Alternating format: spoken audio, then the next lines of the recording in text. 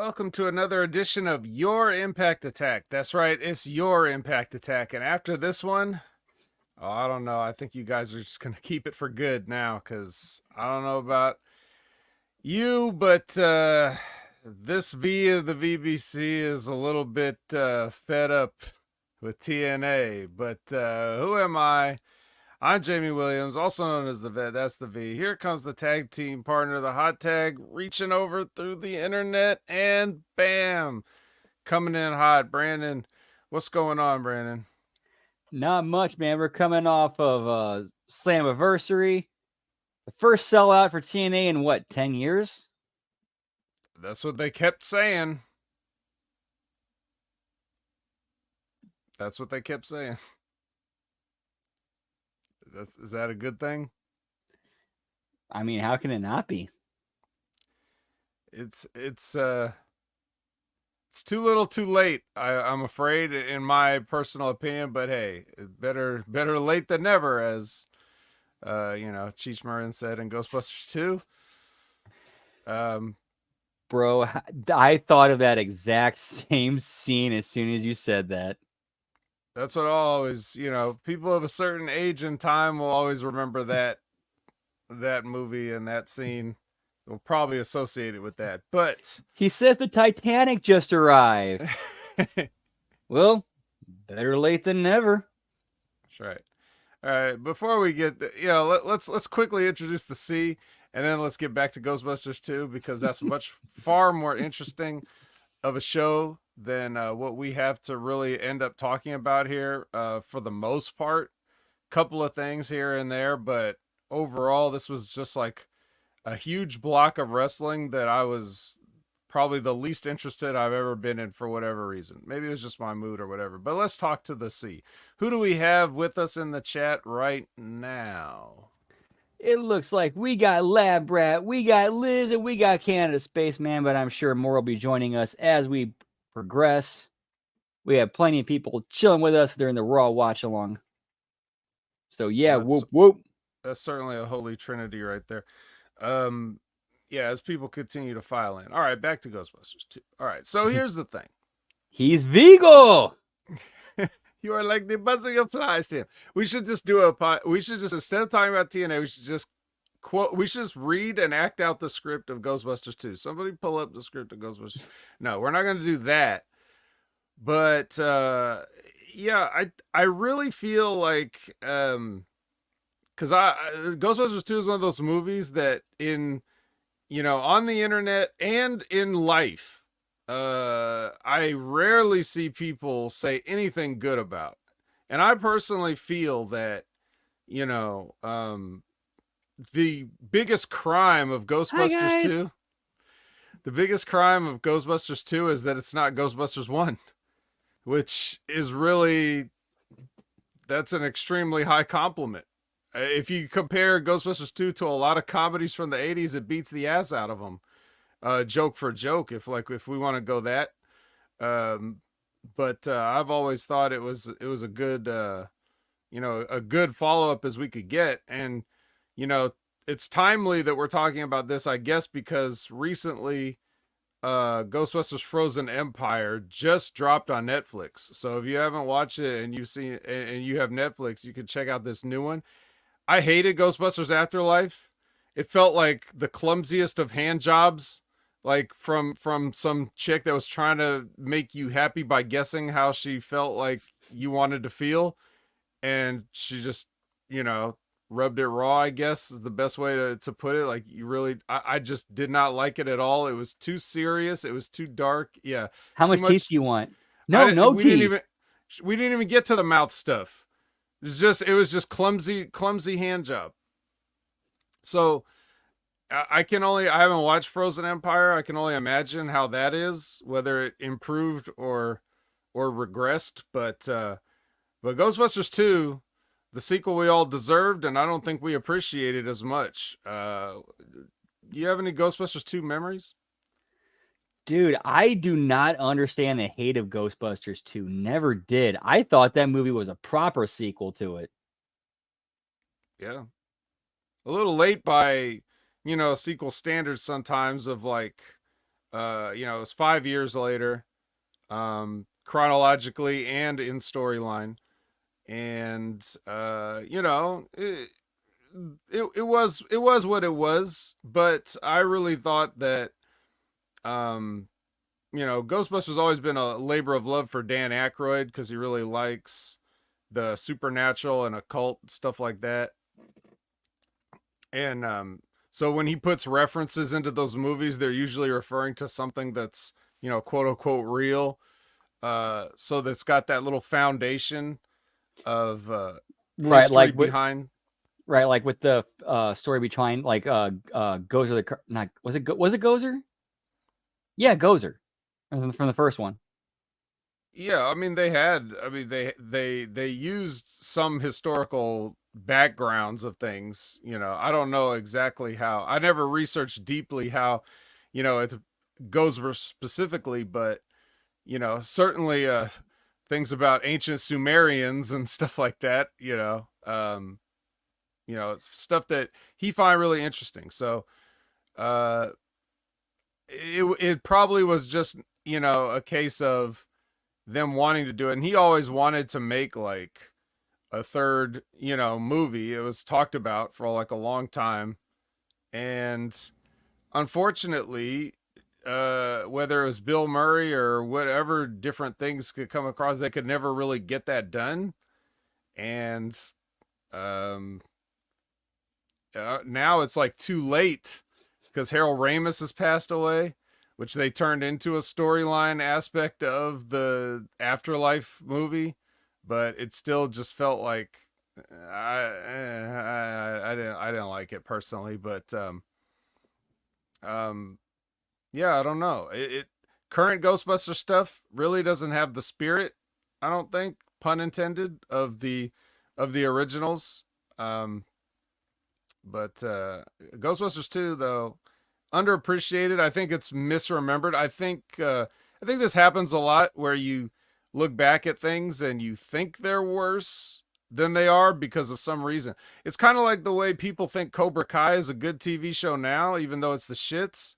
Uh, because they probably think that the Karate Kid was always some goofy teen comedy bullshit like for that was made for the Disney Channel. But if you go back and watch the original Karate Kid, even 2 and 3, those movies are like had a more serious tone to them, even though there's humor involved. But they were like legitimate movies, like serious movies. Um, Pat Morita was nominated for Academy Award for the first Karate Kid. These the Cobra Kai of today couldn't get nominated for a daytime Emmy, like in terms of like writing quality and shit like that. It's just terrible. And it's a disgrace to the entire idea of the legacy. But that, like I said, that's probably because people misremember the nostalgia. Like they underrate movies because it has a silly title, The Karate Kid. It sounds like a kid's movie or something, some corny bullshit. But apparently, um A hey. So yeah. Um so that's a rant. That's a rant I have of an old man saying things aren't as good as they were when I was a kid. But in my case, in Brandon's case, I think it really applies. I think there was sort of like some sort of a peak at some point, and we've been on a downhill since whatever year you want to name. Like it could be different based on how much you like certain things, but I think we definitely already peaked in terms of like movies, television, general entertainment, and now it's just on a gradual downslide, which is a great yep. segue into TNA wrestling. Well, I mean, to be fair, they had one of their largest paid audience in about a decade, so you can't really sneeze at that. But what matters is, okay, where do they go from here? That's what's really going to be telling. I, I, I don't even want to know where they go anymore. I want to quit. It's time to quit. It's time to quit. Goodbye, everyone. Well, and I don't think we really have any like major wrestling news to talk about. like nothing, no like concrete happenings. There seems to be a lot of rumors swirling about the future of Bobby Lashley and MVP in WWE, and that's caused some online discourse about how racist is Triple H anyway, or whatever. Um, I don't. The reason I don't have comment on this is because number one, when we're getting reports from places like PW Insider and Fightful regarding Bobby Lashley's contract status and what he's planning to do and what things are like there is no concrete information. It's just them speculating. So I don't want to comment on the speculation. Uh, just like, Glenn Gilberti wouldn't. So Well, this is all speculation. We don't know. yeah. So is it news? I don't know if it's news until we have something to report. Like if we say yes, Bobby Lashley's definitely walked out, but apparently he's still under contract and maybe doesn't have plans to resign, or maybe he does and he's just not telling anybody. So to them that counts as no plans, which is a clickbait for their article or whatever. I don't know. I would like to see Bobby Lashley handled better because, quite frankly, if you look at Bobby Lashley, I mean, physically look at him, and then if you just take the kind of guy that all the stuff that he could be for wrestling, and the stuff that he's done, even in TNA, or Impact, like that's when they just handed him the microphone and he would just go off, and you're like, wow, all right, Bobby Lashley, like we never saw this before. All that stuff. I don't know if he's ever been handled correctly, ever at any point in his career. Even if you thought it was good, it could have been better. Like I really think that a lot of the balls have been fumbled with Bobby over the years. It seems like a guy that you would just, well, this is the guy, and now he's the top guy, and everybody's gonna have to try to prove that they should dethrone this guy. Though the same way that I look at Moose now, barring current events, but just like in general of the, top of the landscape, like you're going to have to show me that somebody's better than this guy, if you want to legitimize wrestling in anybody's eyes. MVP, same thing. MVP was one of the only good things during my active period of wrestling. Like the only things I could point to and be like, well, that's entertaining. Him and Ken Anderson or Ken Kennedy at the time. Like I look at those two guys in WWE, and that was my favorite stuff to watch. Weren't they a tag team at the time? Not when I was, not in 07 when I was really into them. They were doing their own thing, but I just thought, hey, these guys are cool, and I've always liked them. Bobby Lashley was there at the same time. So I actually got to OVW. Bobby Lashley was still there. Nice. He was called Blaster Lashley, and when I saw him, he was doing a gimmick where Mike Mondo was like riding on his shoulders, like a battle animal. He's like, forward, like through the curtain. It was really funny the way they were doing it. And you just look at this guy and you're like, well, shit. Just look at this guy's back. It's like Danny DeVito in Twins when he sees Arnold take his shirt off. He's like, back's worse than his front. It looks like North Dakota. Except Lashley could carry North and South Dakota on his back. Right. So I don't know, man. The WWE landscape is very top heavy right now. They got a lot of stuff going on, and I can understand not being able to fit Bobby Lashley into it like today, like just right now, be like, all right, now put Bobby Lashley in this, but shit, you got to figure something out. This is Bobby Lashley here, and if you don't have any room for him and you want him to go somewhere else or whatever, the guy's approaching 50, so it's not like he really needs to be on that sort of like that young guy grind or whatever. Why not have him do some stuff in NXT? Help those guys out. Yeah, why not? Something. You got to do something, but Just don't let him go. He's too valuable to let go.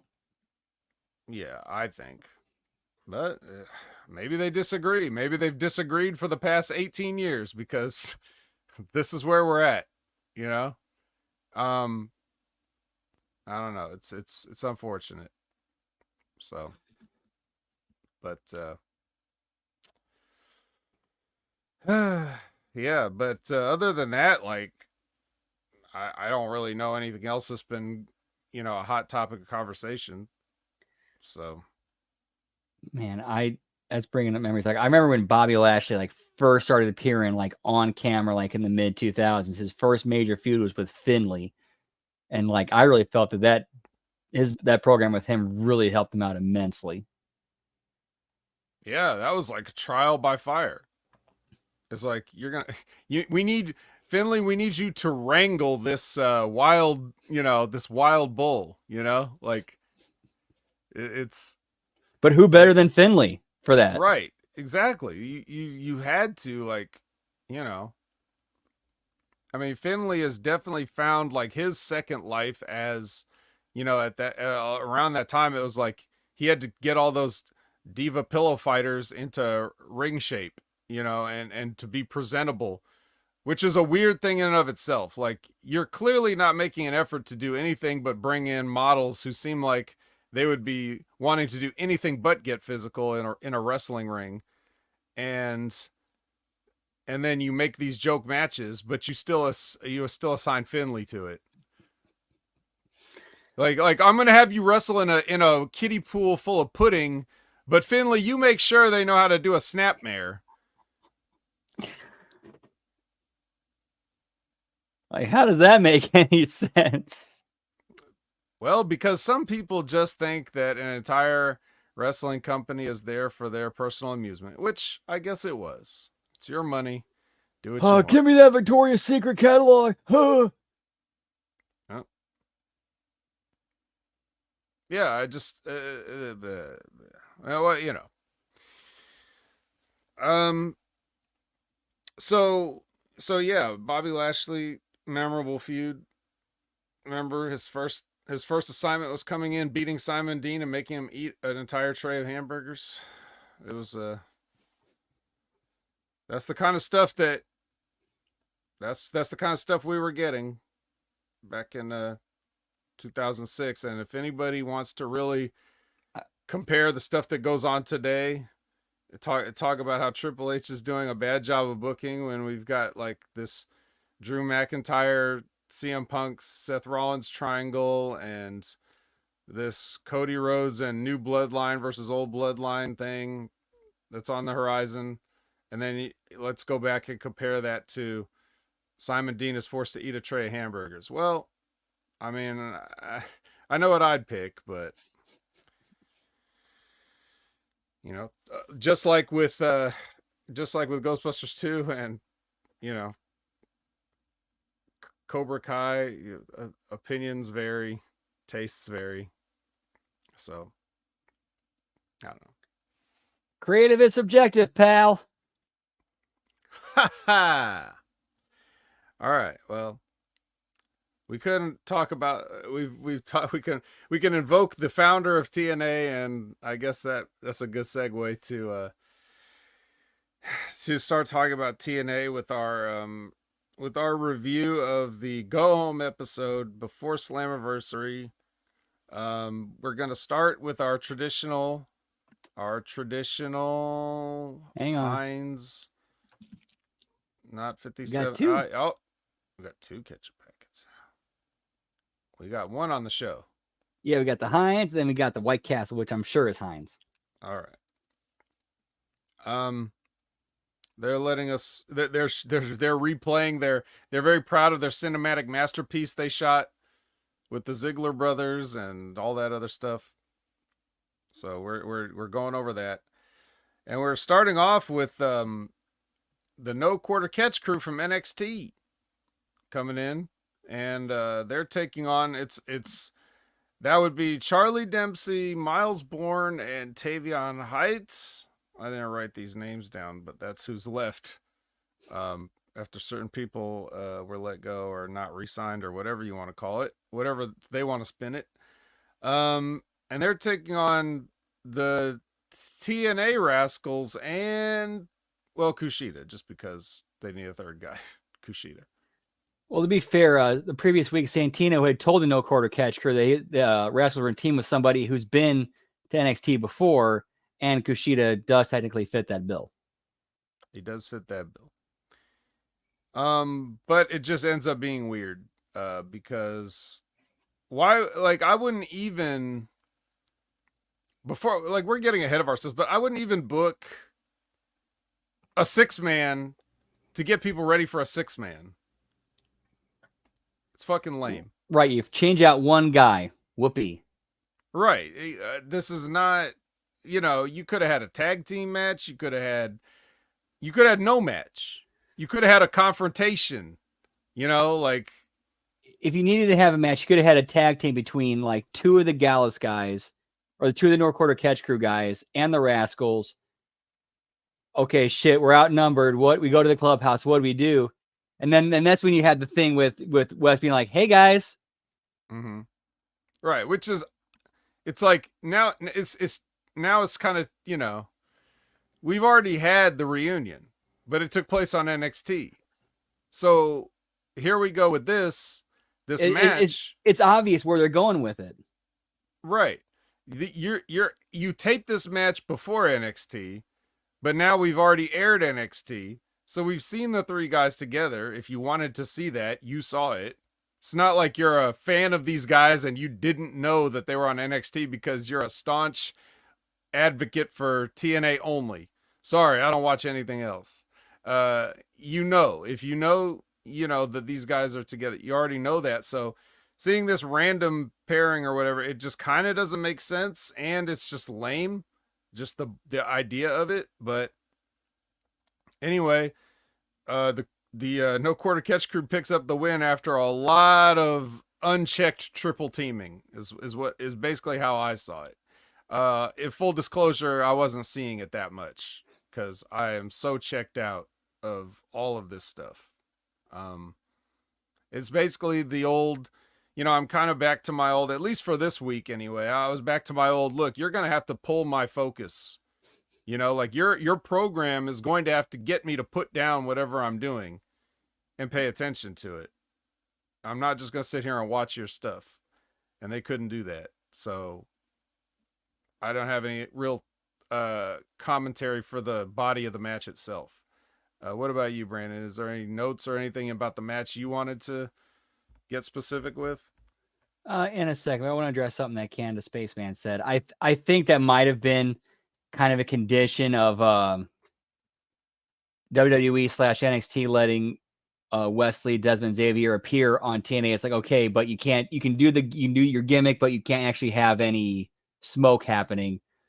And that's what I think is where they felt like they alluded to, with the end of it going, okay, you got to turn the cameras off. That's possible. I mean, it's all still heavily implied anyway, so like it really defeat the purpose if that's the case. But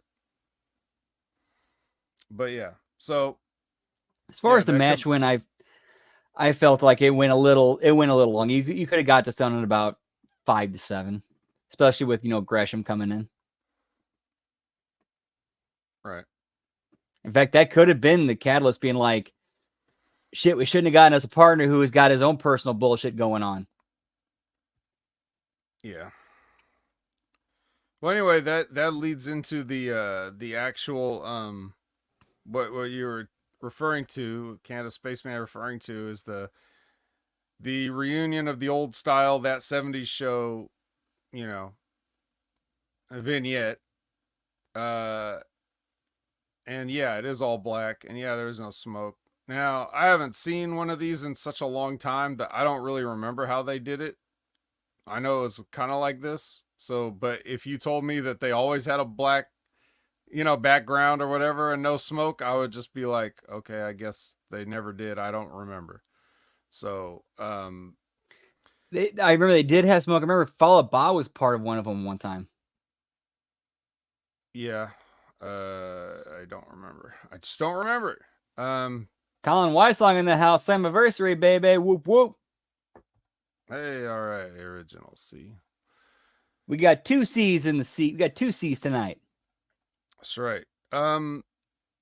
Anyway, yeah. I mean, regardless of what you see on the screen, though, they still imply heavily. They say for old time, all this stuff. Personally, I know that, like I said, I don't remember, but much like everybody else, and Ghostbusters 2, what I remember is not liking these and not thinking they're funny. Uh, and also, even regardless of my personal opinion of it, you just had these guys lose a match on TV, and then your next thing that you see is this, and so it's like, well, so and Wesley's like saying, I hear you guys are having some trouble with the no quarter. Okay, well, what do you mean you heard? We just saw a match. So are we supposed to believe that these guys had the match and then went back with Wesley, which means that he was there but didn't want to be part of the match, or like it's the next thing you see. It is, so I don't understand the chronology of events here that they're trying to portray to us. Did they just get back from losing their match and sit down with Wesley and start smoking weed? Is that how it happened? Or did they do this some other time and they're just predicting the future that they were going to lose a match on television and smoking? I I don't get it. Am I missing something? Yeah, this is something that could have been set up a lot better. Like maybe if they would have had the match, something happens and you have someone in the back where, hey, somebody like an NXT guest has just shown up. They just arrived at the building. And then later on you play that and you go, oh, that's who that must have been. Just something small to cover that little hole.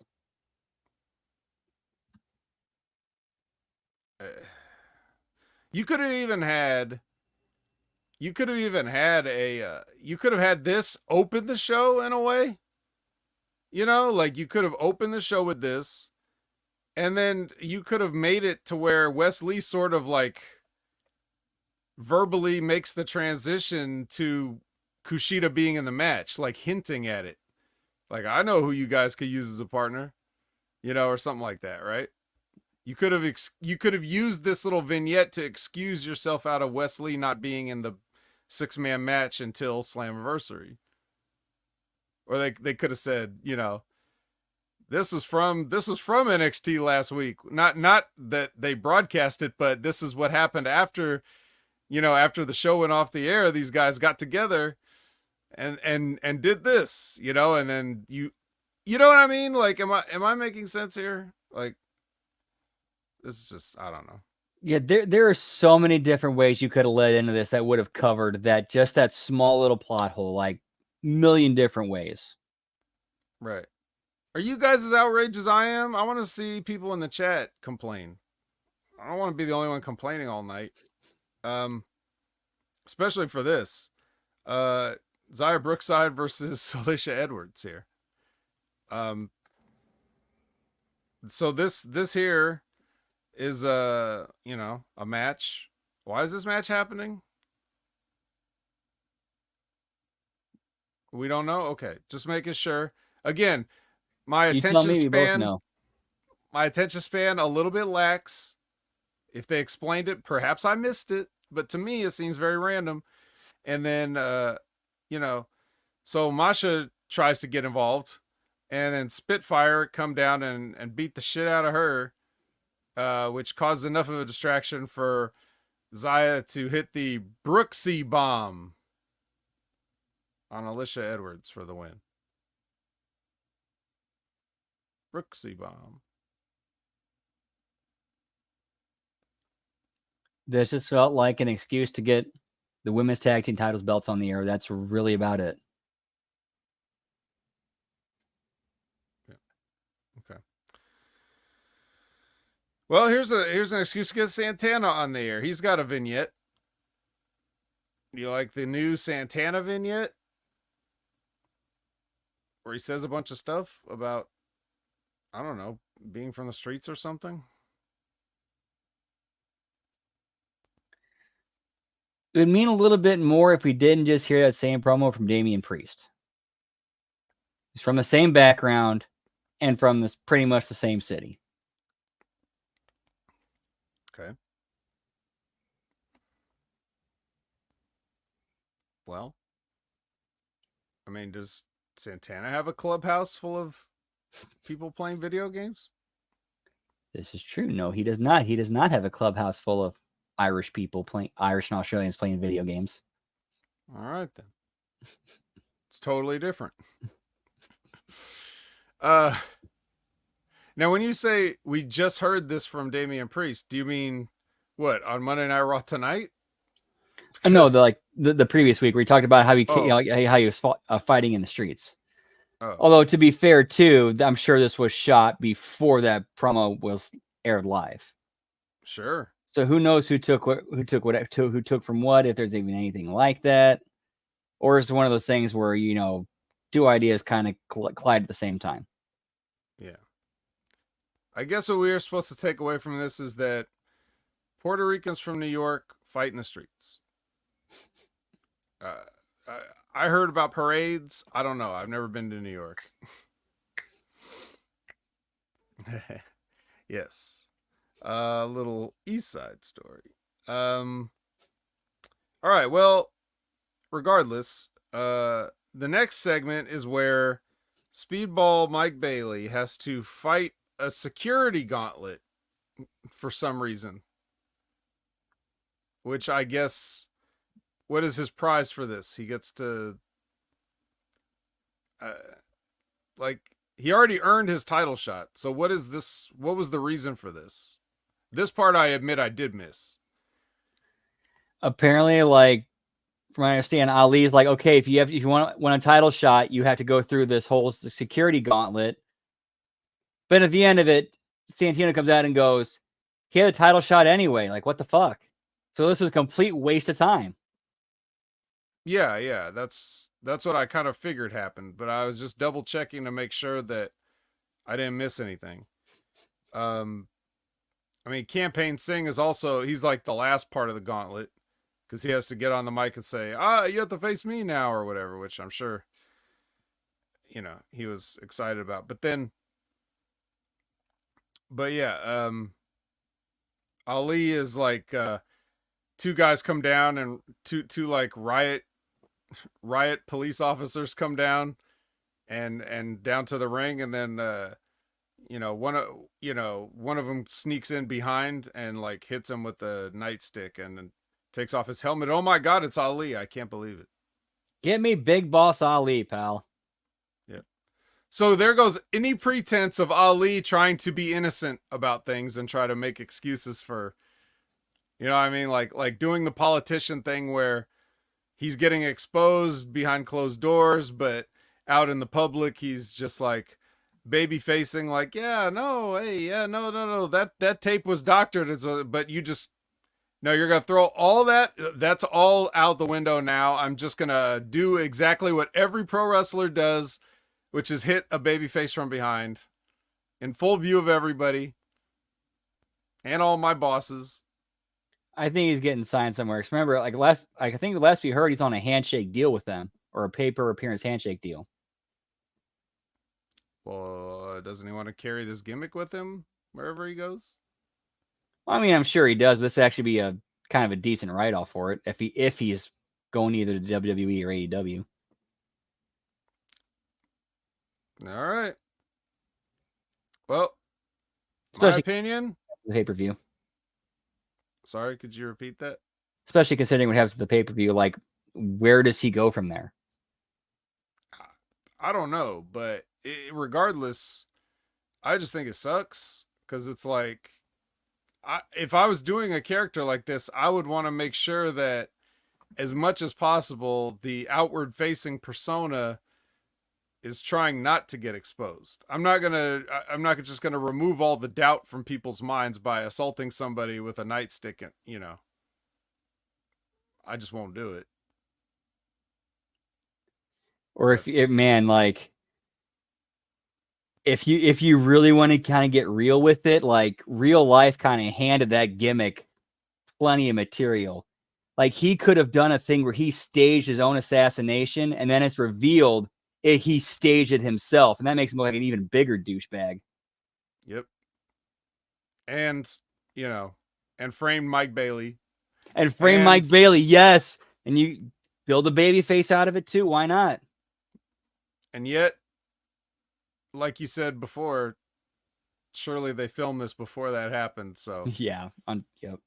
But still, whenever they filmed it, it's bad creative. And Ali, if Ali had any input on it, he should have. Or how hard could it have been to be like Ali seeing this, being like, okay, I'm going to film this and sending it to TNA saying like, hey, I know you guys are, we already shot footage. Dude, this just happened. Is there any way we can fit this into the show? I shot this. Here you go. Yeah. Anything but this. Anything but the same old tire bullshit that we've been seeing for 50 years. I just want, like, this is the issue here. We already know, like, that wrestling's not real, right? We have always kind of known that for 100 years. And depending on your segment of the population, some are more vocal about it and some are more gullible about it than others. Okay. But especially in the past 20 some years, 25, 35, like we've removed all pretense of like, okay, there's no way this has ever been any kind of real, and we're just doing the stupidest shit we can think of, and we're just using the excuse, it's just wrestling.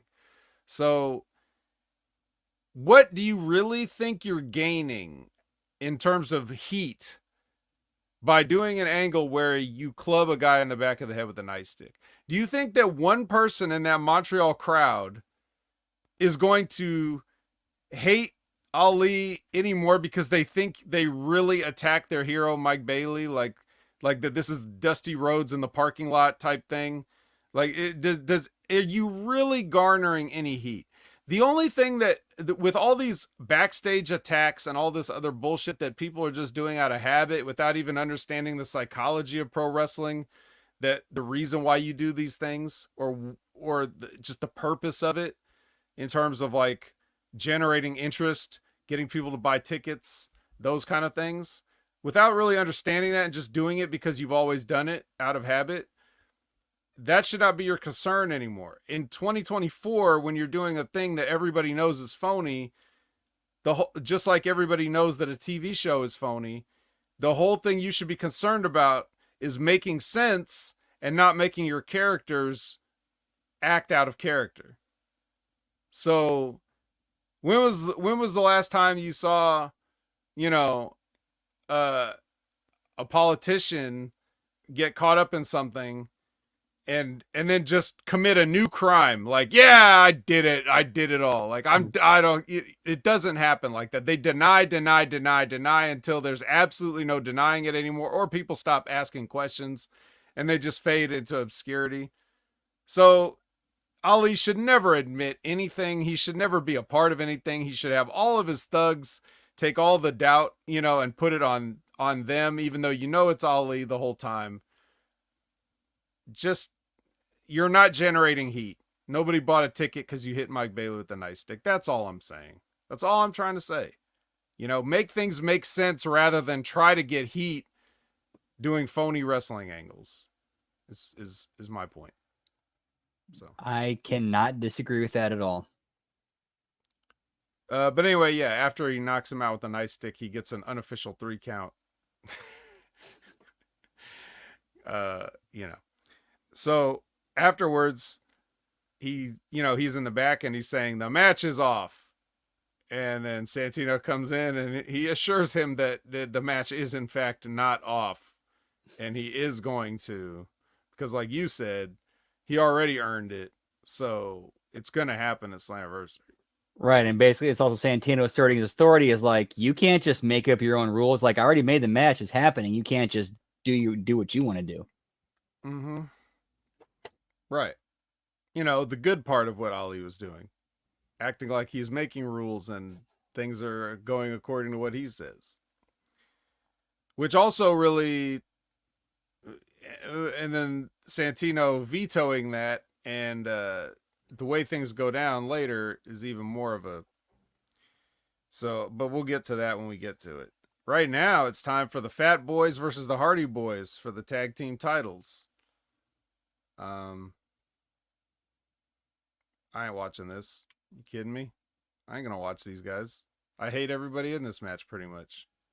So all I know is the finish. What do you have for the match itself? Anything? Probably that it need to be condensed. Needed to be condensed, and basically it's an excuse to explain why Jeff Hardy's not appearing in Canada. Yep. Pretty much. Well, that being that JDC runs down right as Jeff's about to do the swanton, or the wonton as the Hulkster might call it. And yeah, brother. That's right. That works for me. Shoves Jeff off the top. Then they give him the old chair necklace. And then they beat him up for an uncomfortable amount of time. And then finally security comes out. And, they stretcher Jeff out. They put him on the backboard with the neck brace and everything like that. And they're trying to make this very serious and solemn. And, I don't know how effective it came off, because again, it's just one of those things where it's another angle where a bunch of guys come out and do something that they shouldn't be doing. And there is, Santino's very, seems to be very unconcerned until he is, but then other things he'll just never show up, or no security will come out. So it's very inconsistent with what they pay attention to around here, but they try to do an angle. I don't know. Love to hear what the people think. Candace Pesa says the crowd couldn't have been louder when Matt Hardy appeared. Maybe so. Well, I agree. I'm in the minority when it comes to liking Matt Hardy. I do admit that. But yeah, he's his family's getting taken out all around him. Oh my God. We even got Santana coming out because he's got a match next with the JDC. So that match starts happening. And then while that match happens, we get a picture-in-picture that's following Matt backstage with a camera, where apparently Rebby is hurt. And she says, the JDC. She's calling him JDC, like, through tears and pain. It's like, you're calling a grown man his initials? You're not going to say, like, Dango? Yeah, or Curtis. You're not going to... We want realism, but you got a hurt, sobbing woman saying, JDC. Fuck off. Yeah, it's funny how we went from a picture-in-picture of the match and Matt following Jeff being loaded into an ambulance, and then Tommy Dreamer shows up and tells Matt, "Hey, Rebby's been attacked." So we go picture-in-picture of Matt and Tommy Dreamer going to Rebby and Jeff being loaded in the ambulance. Then we switch back and forth between those while the match is still going on in the ring. Yep. Which again, they always do. They always have a picture-in-picture when stuff is going on backstage and a match is going on. They always do that. I'm being sarcastic. Also, you like how Rebby is just doing the Peter Griffin, like on the floor with her. JDC.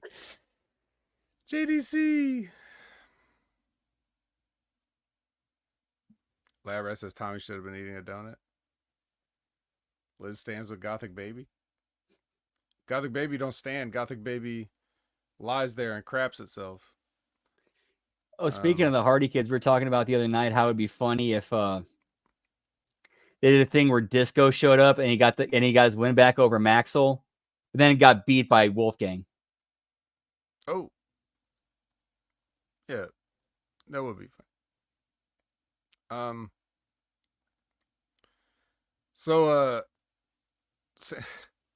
Anyway, back to the match. Santana just fucking hits him with a chair. disqualification. I mean, we could have started with that.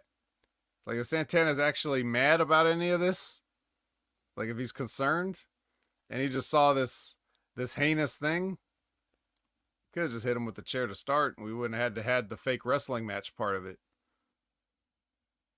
You know? Yeah, why not just do a beatdown? I mean, this is the dude who took you out of the main event at Slammiversary. Just beat the shit out of him right from the get-go. Right. Yeah, why are you out here doing hip tosses? After you just set the mood in the arena of like Jeff getting carried out and you're going to do a hip toss? Ain't nobody trying to see that. I don't know if they actually did a hip toss. I'm just saying. They definitely did some regular wrestling moves to each other before he finally just broke down and hit him with the chair. We got DJ Lingo in the house with a yeet. Yeet.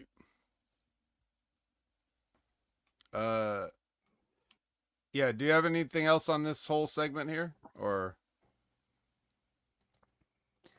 Nah, not really. I think obviously there's big plans for Santana. I think it's kind of a slow build, slow burn for him. I think they got main event plans for him, so we'll see where it goes. yes, we will. Well, here it's going to go to a sit down with Tom and Jordan. She's going to talk about her experiences at WWE and her upcoming match with Ash by Elegance and so whatever. So this is like, your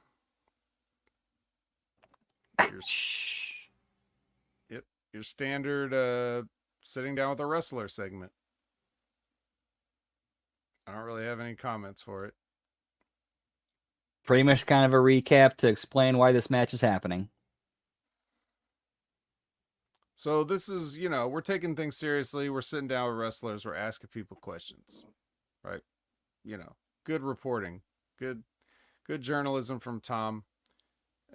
Next is the one where the concierge is on the phone with Ash and he's being haunted by Rosemary. I don't know a better word to describe what we saw here in this scene, this cinematic masterpiece. I haven't seen a movie this good since the Ziggler Alley beatdown. But I put it there with Goodwill Hunting, pal. You're just no longer that good, Will Hunting.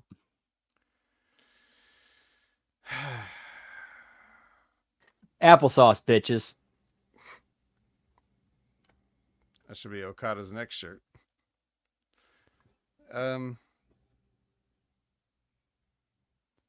Yeah, I don't. No comment. No comment. If anything, watches for Rosemary and how she performed. Yep, she sure can look over a guy's shoulder. But that's nothing compared to what we'll see later. So finally, I get what they were doing with that, where she's like, she's stalking him, but that's one of those things where it's a good idea, could have been executed way better. Oh, they executed perfectly the way they wanted to. It's just like the horror movie. Like he turns around finally, and then she's gone.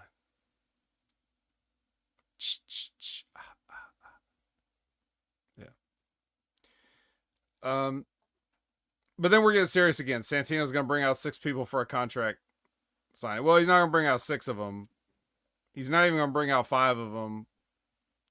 He's going to bring out only 5 because Dolph sends a video in to, say that even though I'm hurt and I have a partially torn labrum, that's no problem because I'm coming and I'm going to win at Slammiversary. Okay. So now that that's out of the way, AJ Francis interrupts this proceedings, and then PCO comes out to to answer AJ Francis, and then Moose basically ends up through the announce table because of Joe Hendry and a standing ovation. So some foreshadowing here, in 2 separate angles. I don't know if they just remembered, oh yeah, we forgot to do anything with AJ and PCO, so send them out there in the contract signing. Or if this was always the plan because this is just such great formatting. But Yeah. Any thoughts on the main event segment? First off, I want to say what's up to Sonic the Hedgehog. Good to see you. Whoop whoop. Well, we said Dolph Ziggler, so here he is. He's like the Joe Hendry of mentioning Dolph Ziggler.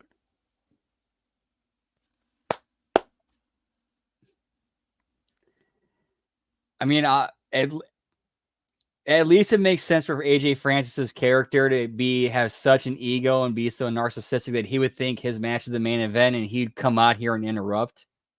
Mm. But at least they, sent PCO to kind of cut him off. But it was, It's always awkward and sad when PCO shows up to me. Yeah, no problem with the AJ Francis thing. Like, that's fine. I was just making a comment on whether they thought it was like, is this a genius move by them, or did they just overlook something and have to correct it at the last minute? He did go for a bit. He did go for a bit. Yeah, it was actually what he was saying was funny because it's like, who in this ring has ever been a double champion or whatever, or is a double champion right now, right? Like even though he bought that belt, but that's good. It's heat. It's funny. A heel doing that is good heat. Right. So yeah. So that's your go home, moose through a table. So I'm thinking, as I see this, I'm thinking, oh, well, Moose is a shoo-in to retain then. This is just to set up our expectations that he's in trouble and then he will overcome the odds. He will win against all odds. Oh, wait, that's a different pay-per-view. But Slammiversary, certainly Moose will walk out with the gold. It's what I'm thinking at the end of this episode.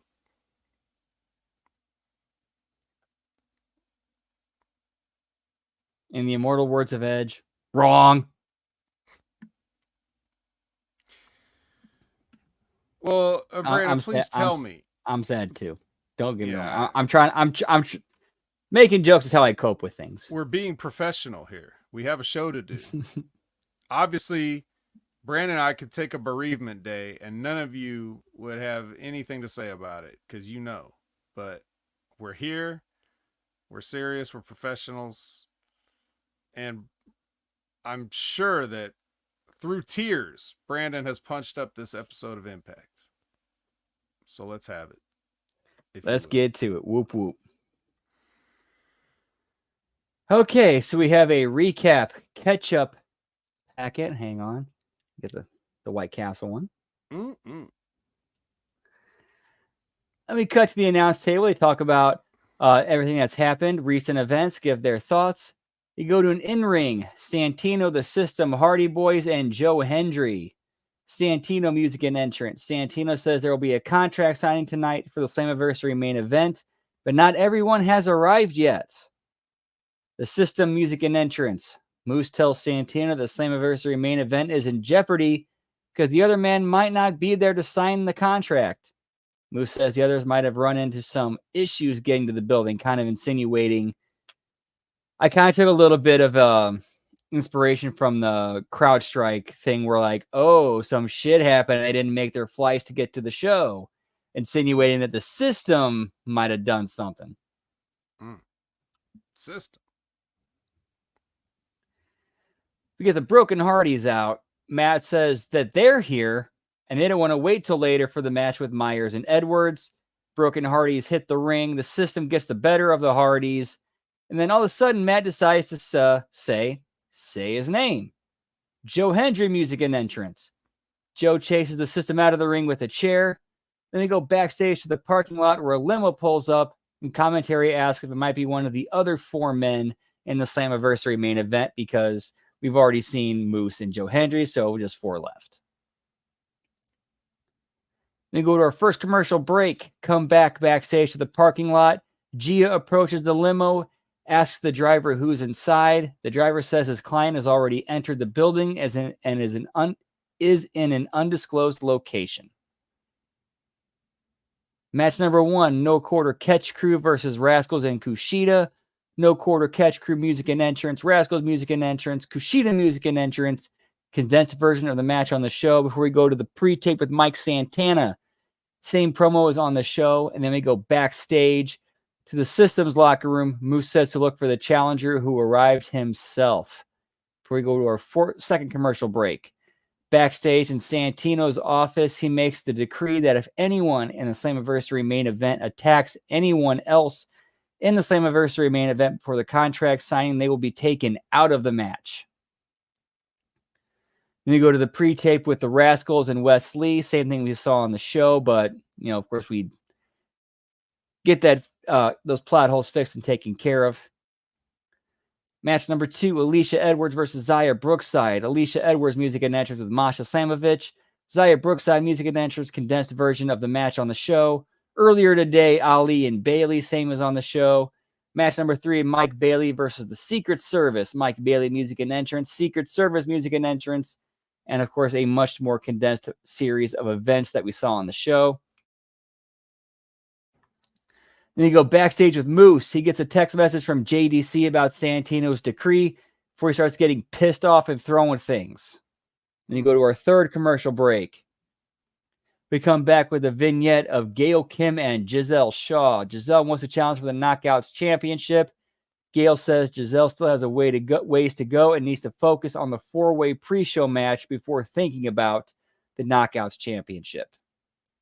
Match number 4, TNA Tag Team Championship, Brian Myers and Eddie Edwards versus Broken Hardys. Broken Hardys music and entrance, Brian Myers and Eddie Edwards music and entrance. Condensed version of the match on the show that has JDC run out to injure Jeff Hardy. Santana runs out to fight while security and officials run out to separate everyone. Fourth commercial break. Backstage, parking lot, another vehicle pulls up and the announcers speculate on who it is. Match number 4, JDC versus Mike Santana. Both men already in the ring when we cut to them. Condensed version of the match on the show. They go to a pre-tape with Jordan Gray, same as on the show. Vignette, Concierge, and Rosemary, same as on the show, but with, obviously we do it a little bit differently and do it better. Match number 5, Kevin Knight versus Alan Angels. This is a new match added. Alan Angels music and entrance. Kevin Knight music and entrance. Alan Angels over Dirty after interference from his new roadies, the Good Hands. I know you like that one. Yeah, I'd like it better on Explosion, but here we go. Then we cut to a vignette with Crazy Steve says he's coming back and his victim will not see him coming. We go backstage to the parking lot. Another vehicle has arrived. The announcers mentioned that only 5 of the 6 competitors in the Slammiversary main event are accounted for. Fifth and final commercial break. New Japan hype video. Go to the announce table. Rundown card for next week's show. Final hard sell for Slammiversary. You go to the in-ring with the contract signing.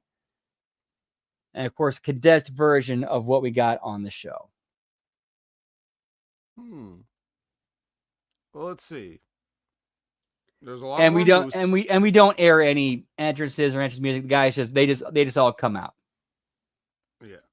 Because there are so many that we actually had the entrances picture in picture. Right. That's what they did on the actual show. Well, I like there was more moose. There was a lot more moose throughout the show and moose doing things and having things to do. And it made sense because the rest of the systems, they got matches to prepare for. So, all right, that leaves him to get the job done. That's right. And sometimes you have to show why you are the leader of something. Roll up the old sleeves. I also like how you said that Crazy Steve's victim won't see him coming. That was genius. But if we don't see Crazy Steve anytime soon, then I'll be fine with that as well. So there you have it. That is our alternate lead-in to Slammiversary. But here's a pressing question from Canada Spaceman. Would you like to read this question out? Yes. Am I wearing underwear and pants? Yes to underwear, no to pants. Woo. Ban pants. Hashtag ban pants. No pants here, pal. It's a no pants zone. I do my laundry with no pants on. What movie, guys? Come on. All right, Slammiversary kickoff show. Tasha And Steeles versus Fabi Apache versus Giselle Shaw versus Zaya Brookside. It's a random 4-way. Start our show. In which Tasha steals a pin from Giselle when she pins Zaya Brookside. So hey,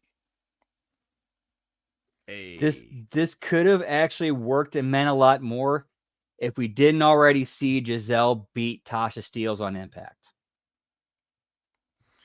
All right, well, Tasha, you're getting your win back tonight.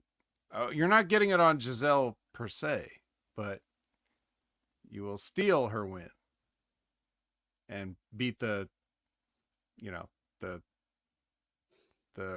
famous wrestler's daughter that sucks. No pants in hell, pal. Yeah.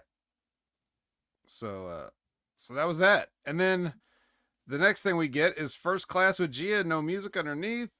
We're learning that Santino has made the match tonight for the Digital Media Championship and the International Heavyweight Championship an extreme match. But it's okay because AJ has a backup, including a rapper and Josh Bishop. And at some point, Sami Callihan wanders through for some reason to just insert himself into this, like, oh yeah, I exist. And then we're not going to see him for the rest of the show. Yeah, they tease involvement of him getting involved in, with the First Class business, and then nothing happens. Nothing happens. Spoiler alert, nothing happens. Hey, here's Chekhov's gun. We're not going to shoot it. Yeah, don't who would shoot a gun? So Rich Swann is going to have to replace Jonathan Gresham in his match with Kushida, which is right now. This was announced some days ago, but I forgot what happened with Gresham. The CrowdStrike IT fucked up his flight. So he had a very legitimate reason. Well, I guess so.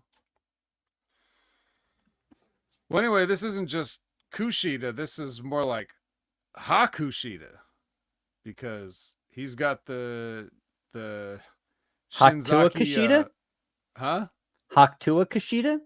No, not that. Never that. Even though that there's mists and spitting and stuff happening here, still no. So yeah, Hakutua Kushida, just more of like a Hak.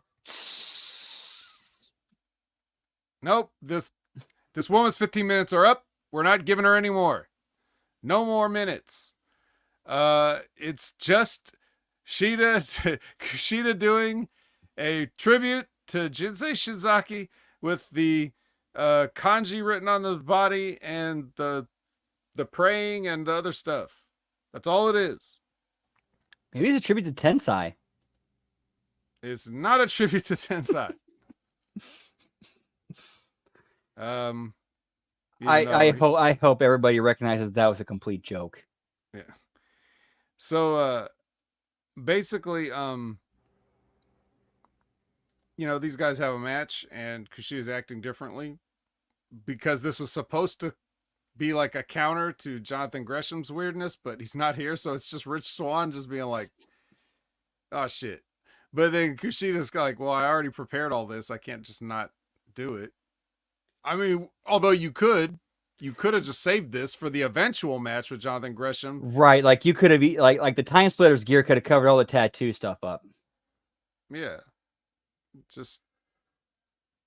Well, I mean, he would have known that Gresham wasn't going to make it before he put the, stuff on. So he just wouldn't have had to do it, Like, just have your regular match. But maybe someone told him. Maybe someone was like, just do it. Do what you were going to do. Or maybe they could have thought, okay, like this is me introducing my counter to you. Like trying to kind of maybe introduce it to the fans. Yeah, no, can't do that. Yeah, not on a pay-per-view pre-show. The debut against, you don't give your opponent a look at the countermeasure, you know, if we're trying to Right, look at like this realistically. right, and that was like, and as soon as I made that argument, the counter argument came to my mind. Well, you don't show your opponent your cards. Right. So now if you do something with Gresham and you do this character, now he's got to be able to beat you now because he's seen it once, right? So it's just whatever. Anyway, he does a top rope hammerlock slam, which didn't look comfortable at all. And hoverboard locks Rich Swann and tass him out. Obviously, these guys know what they're doing. They probably worked together a bunch of times, even going back to NXT days. So match was fine, but it's not the match we were promised, and it didn't make sense. And even the adjustments they made still didn't make sense, and nothing made sense. Let's see, what do we have next here? Gia is trying to she's trying to bring in the concierge and Ash, but he takes over from her and introduces Ash himself and does the usual, you know, bloviating. And then we get to Spitfire versus also with no Lars. There's no more Lars. Unless he just couldn't get into Canada either. But From what I've read, I think he's actually done with the group. oh, thank God. You'll get caught up in the Spitfire. I almost fucked that up and did the real one. You almost did the so yeah, it's Spitfire versus Militia for the Knockouts Tag Team Championships. And they have a match. And funny enough, considering the booking of the rest of the show, Militia retains the Tag Team Championships in this match with their little top rope Steiner Bulldog thing. In a weird ass way, I could see like Alicia and Masha keeping the Knockouts tag team titles as like the anchor that keeps the system from splitting up, and then they regroup and start going back after the belts. In some weird ass way, I could see them going in that direction. There's not many other directions to go now. You've left no other options. Like, yeah, you guys fucked up, but we're supposed to be the bottom of the ladder of this group, and then we kept our belts. So what does that say about you guys? Shit. Yeah, there's nothing better that, and that's definitely relatable. People getting browbeaten by women. So we can definitely do something with that. That's reality-based booking right there. But Santino's going to come out. He's going to hype the crowd. He's going to speak French. He's going to say he used to live here. He's going to introduce a match featuring Eric Young. So Eric Young is from Canada, and everybody knows the whole country of Canada is 100% united, and they all love any Canadian. And he's going to wrestle someone. Unless they kick Joe Hendry in the balls. We'll get to that.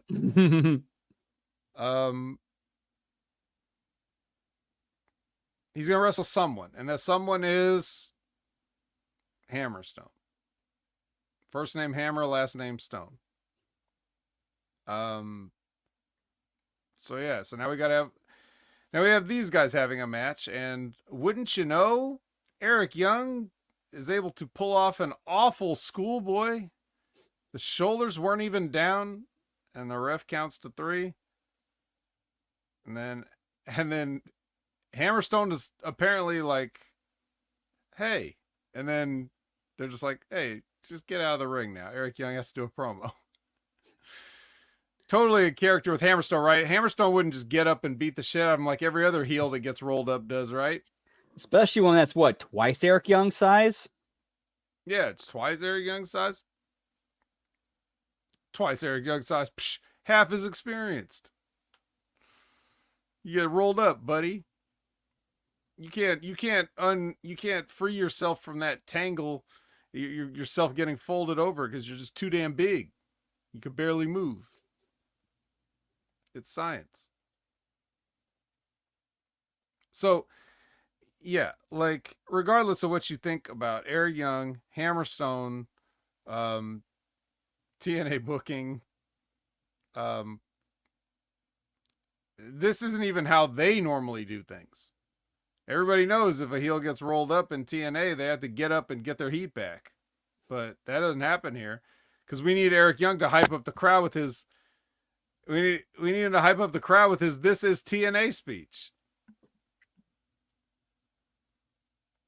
Like, that's more important, right? Hey, guess what?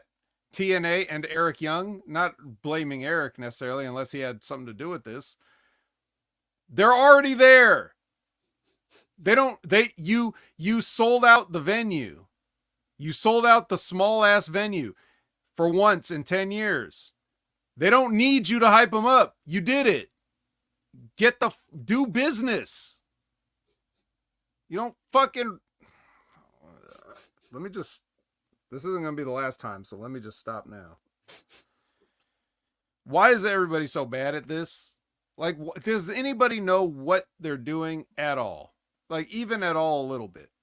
I mean, to be fair, as Lab Rat was reminding us, he did survive a stabbing. Yeah, you're right. Hey, I'm not saying he has to die to whatever Hammerstone does to him afterwards. I'm just saying we don't need a rah-rah speech to a full house. You know?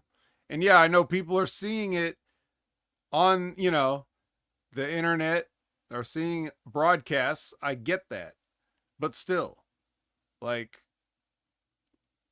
let your show speak for itself, and don't use Hammerstone at the expense of you just doing a little bit more like propaganda. What's gonna do more business for you, Alexander Hammerstone or some propaganda that you already do everywhere else on the show? Or instead of using Eric Young to hype the crowd, you have Hammerstone destroy Eric Young and say, if you think this is the last time you're going to see me tonight, you're wrong. See you tonight at Slammiversary. Right. Or, what should have happened? Alexander Hammerstone should just squash Eric Young, win, walk out, and then Eric Young could pick himself up and give them the TNA speech. Why not? Yeah, like, hey, we've been beaten down before, but we keep getting right back up. Yep. It's like, what just happened reminds me of TNA. All the stuff we've been through, and we're still here. Like, that's the move, right? Am I right, guys? Dude, exactly. Like, how many times have they been knocked on their ass, but they get up and dust themselves off and keep moving forward, regardless of how slow that progress might be, or even if they're just running in place. Yeah. All right. Well, we don't get that. We get this bullshit, and we get the Canadian national anthem, and then we get the opening package for Slammiversary, and then we're opening up with Matt Hardy versus JDC. And Matt gets his revenge for his brother and his wife by doing wrestling moves to this man. So many wrestling moves.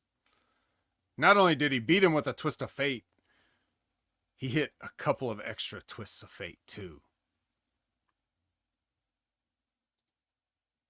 Because everything that's personal in wrestling can be solved by holding a man down for 3 seconds. Should have been a cinematic match. JDC versus Matt Hardy at the Hardy compound. With the way it's been built, with JDC attacking his family. Like, I don't know. To me, if this to me, this felt like hot shot, and this should have been something built up over time. Like, he takes out Jeff, then he takes out Rebby, then he takes out Senor Benjamin, then he takes out Vanguard 1, he takes out Skarsgård. Now all of a sudden he starts talking about how he's going to go after Matt's kids. Okay, you want to all right. You want them? You want me and my kids? Come to the house. We're ready for you. Well, thank goodness they didn't do that. But the whole thing is, and this has been one of my philosophies from the beginning, is some things just can't get settled like this. Just because you beat him up doesn't change the fact that he put hands on your wife. Dude, if Why would you wait? Why would you wait for your Slammiversary match to do something? Like, I would have been at this dude's house. And that's what it should have been. But then you'd have to, it'd still be phony because you'd be like, I'm going to bring a cameraman to film this crime that I'm about to do to JDC.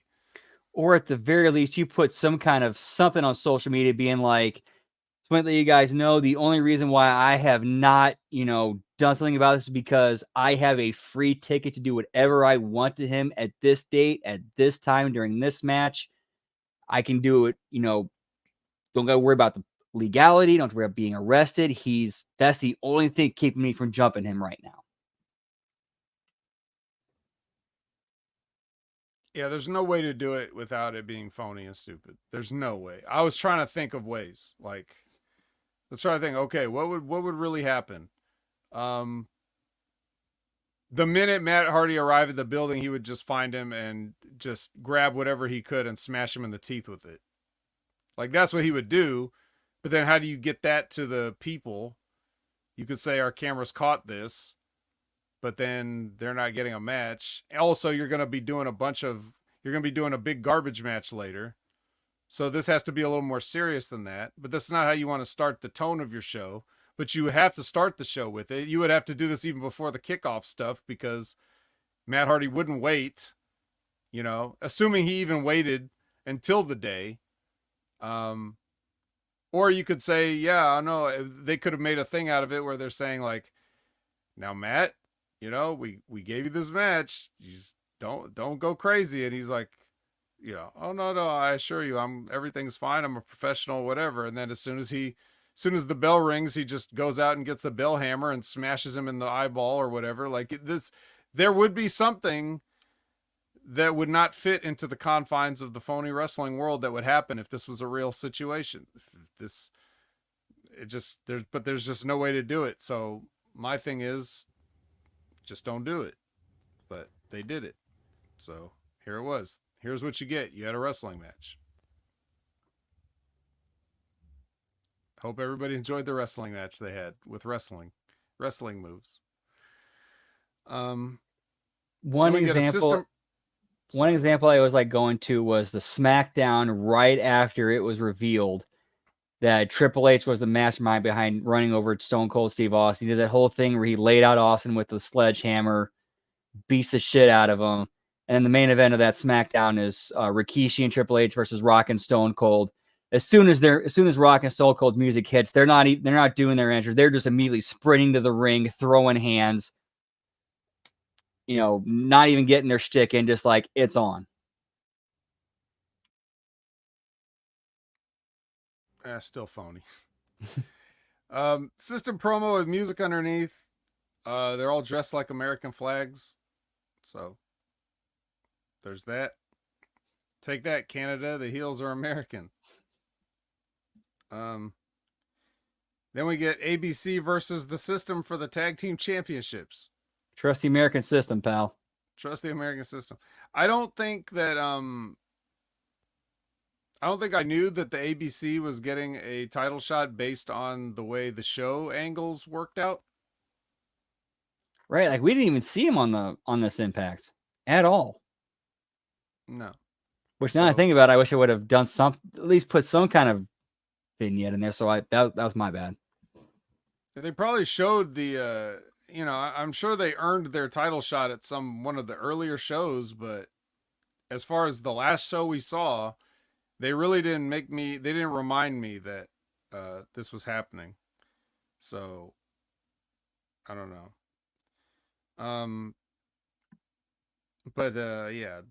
Okay, so these guys have their match. Alicia gets involved. She's collateral damage. They knock her down. They hit the 1-2 sweet. And your new tag team champions, ABC. The system is, system is collapsing. System is failing, except for part of it. That part's fine. But other than that part, system's failing. System shutting down.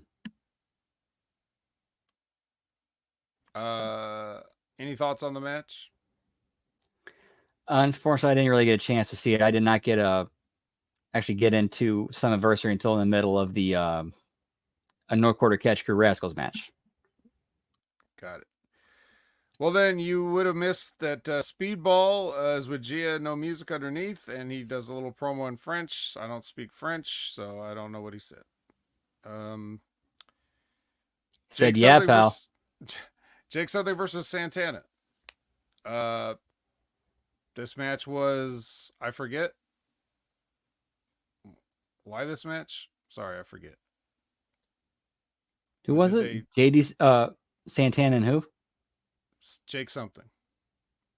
Oh yes, yeah. This is a thrown together match. Okay, it's not for. Okay.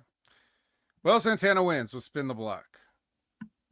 And then they show Eric Young winning earlier in the night, and then he cuts another promo backstage.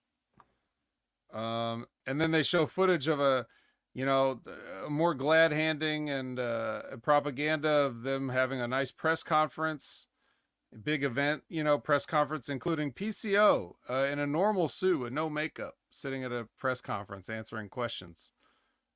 We didn't hear it, but we could see him. So, just rub it in our face that this guy's only doing this to be an idiot. And then they also show Jordan Grace arm wrestling and then beating up and power bombing some mascot of something. It's not very nice. I mean, I know mascots can tend to be antagonistic at times, but come on, who do you think you are, Dwayne Johnson? Or Kane? Kane. So we get a package, and then we get the Rascals, who are dressed like Buzz Lightyear, versus the No Quarter Catch Crew, who are dressed like wrestlers, I guess. Yeah, thoughts? You did see this, right? About half of it. I mean, half it was. Okay. Thoughts on the back half? It was what it was. I mean, obviously they were building the story of, reunited Rascals can, who knows, pal? Yeah, who knows? Nobody knows. Well, here's what we found out. Ooh, I just now thought of something. What if they did like a cross promotion? What if they did a cross promotional title, like a 6-man tag cross promotional title? The NXTNA Trios title. Why not? More belts. Why not, pal? You know what wrestling is missing is championship belts. So I think we should probably get this. Get me more belts, pal. Yeah. Labrat says Dempsey looked like he should have been casting the Claw. The Claw. It's not AEW. No, it's TNA. They buy belts like Conrad Thompson and defend them here. So what I did learn was that move that I was talking about, that was like the coup de grace onto a burning hammer that they do, is called the Soup Kitchen. I don't know why, but it is. That's what they call it. No quarter, is that a No Quarter Catch Crew move? No, it's the Rascals.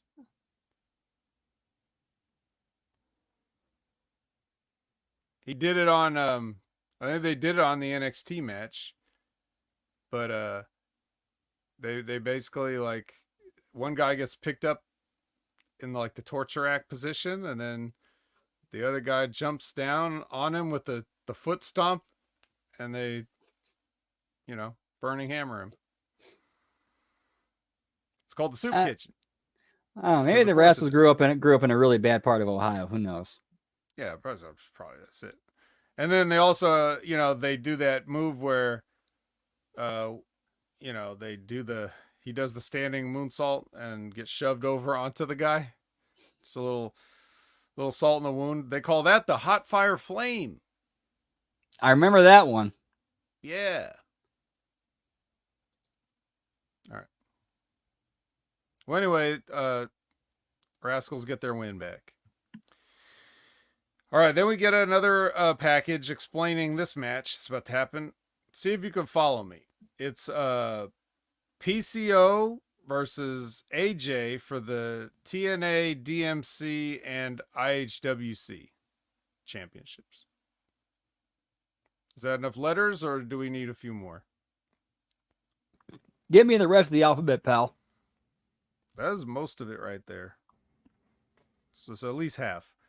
Apparently, PCO is already beaten up backstage, which they show. Which AJ is happy to show us a video of them beating up or having beat up PCO. And then some guy looking through the little window of the door, like disapprovingly. Which I'm like, who the hell is that? But we'll find out really quickly here. Now I know my ABCs. Next time, won't you sing with me? So anyway, because this happened, AJ just wants his hand raised right now. It's like, well, you can't compete. And we all know that that's a surefire way to get a heel to win. So referee, raise my hand. The referee's like actually about to do it, which is weird. And then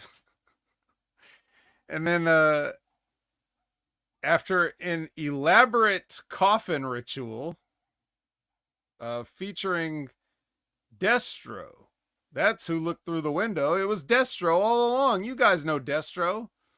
No, not the guy from G.I. Joe. The son of a bitch. Yeah, the guy from PCO's Indies. That guy. You know.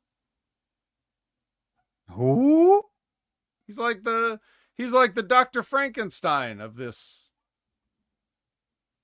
Frankenstein. Put it on the Ritz. Yeah, well, he's revived and ready now. He got his shock to the neck or chest or whatever. Javi says he looks like Jimmy Hart. Yeah, he looks like Jimmy Hart if Jimmy Hart were Rob Zombie. It'd be like if someone told Jimmy Hart to be Rob Zombie but put your own flavor in it. You would get Destro. But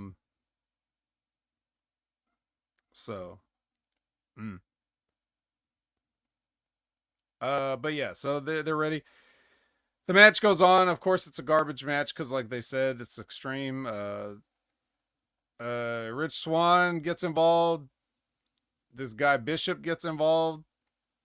Actually, like he does one of those spots where he power bombs PCO onto the tops of chairs, like the chairs folded, sitting up, back to back, and he throws them on the top part. Always hate that spot. Yeah, that's what they wanted. Yeah, no Vince tonight. It was a Destro. Yep. So and then Rhino comes down with music. Like he gets an entrance and comes down to help, and he's just all wet in his gear. I mean, always have your gear, I guess, for a run-in. And then he comes down and sort of levels out the playing field, and eventually PCO hits the PCO salt, and he wins. He wins the belts in his hometown. Tom said on commentary that this is the first time PCO's ever had a televised match in Montreal. Can that even be close to right? But then why would he say it if it wasn't true? It had to be one of those like crazy statistics. Like, can you believe that this is the first time? But that's the only thing that makes sense. Like, how could PCO have never wrestled on TV in Montreal? That doesn't make in 35 years. That doesn't make any sense. Now he said in live TV. So meaning live. Okay. Perhaps they aired some of his taped matches on TV in Montreal, but live TV, apparently no Raw, no Nitros, never had a televised match. Or he's just saying PCO, the character of the zombie, never had a televised match in Montreal. But I don't think he said that because he was saying in his whole long career. So I'm sure he's counting back to the 80s or whatever. Yeah. That's what he said. But yeah, he wins a match, wins the belts. And then all of a sudden, Steph DeLander music. She's here. She's dressed like Wednesday fucking Addams. She gets in the ring and proposes. Gives him a ring that looks like one of the lightning conduits, like from Frankenstein. It's like one of those bulbs.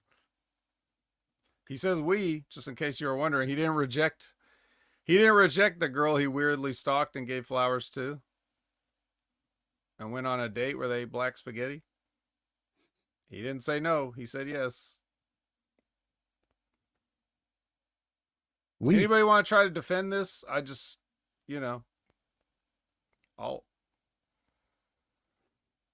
these two aren't really dating, are they? I'll say it makes great fodder for material to make fun of. It just makes me sad. This wouldn't be like a art imitating life situation, right? It's not like, oh, we're seeing each other, let's do something. I think this is going to lead to PCO and Matt Cardona.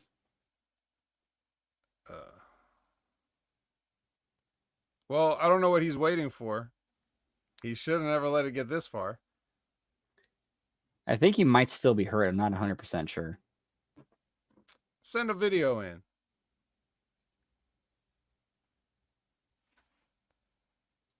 All right.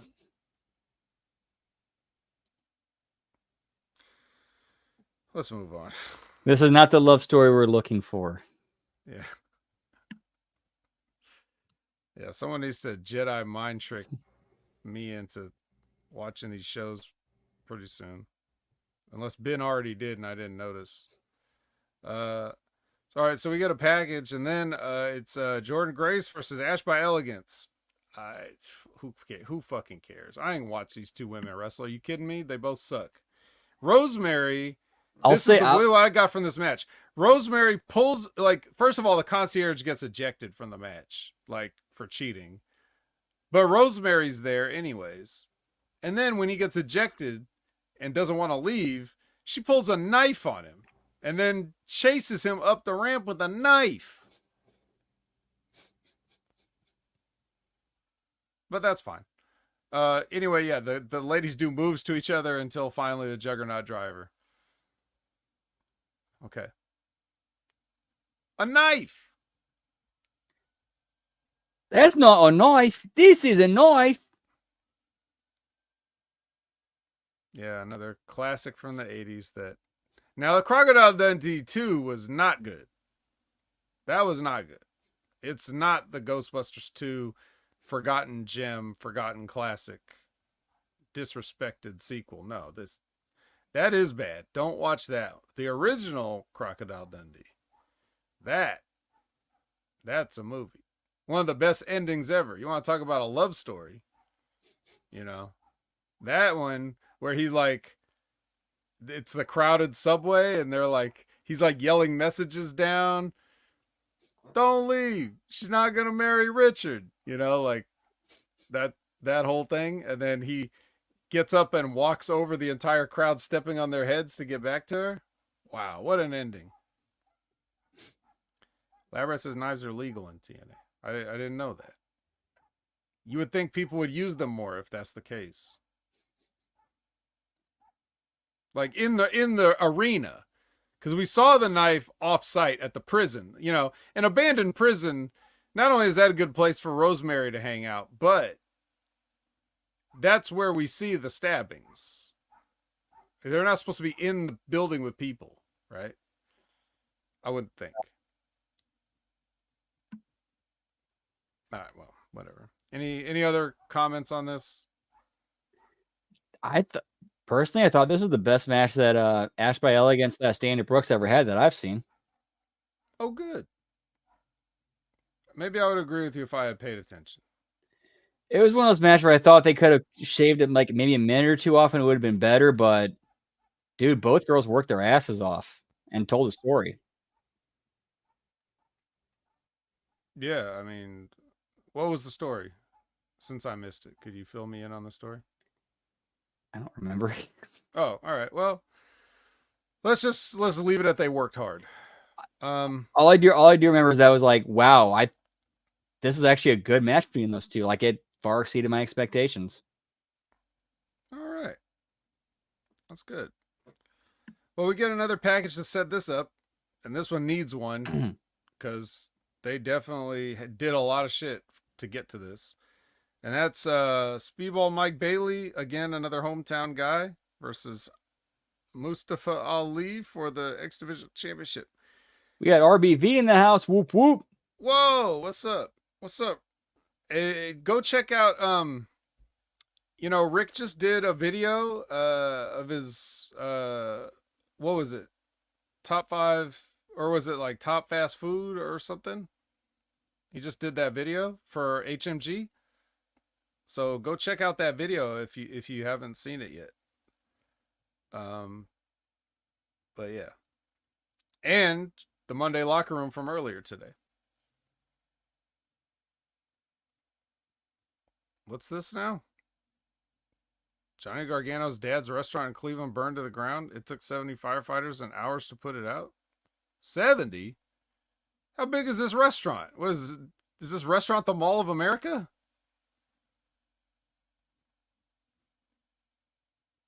Top 10 fast food. Were any of your top 10 fast food Johnny Gargano's dad's restaurant?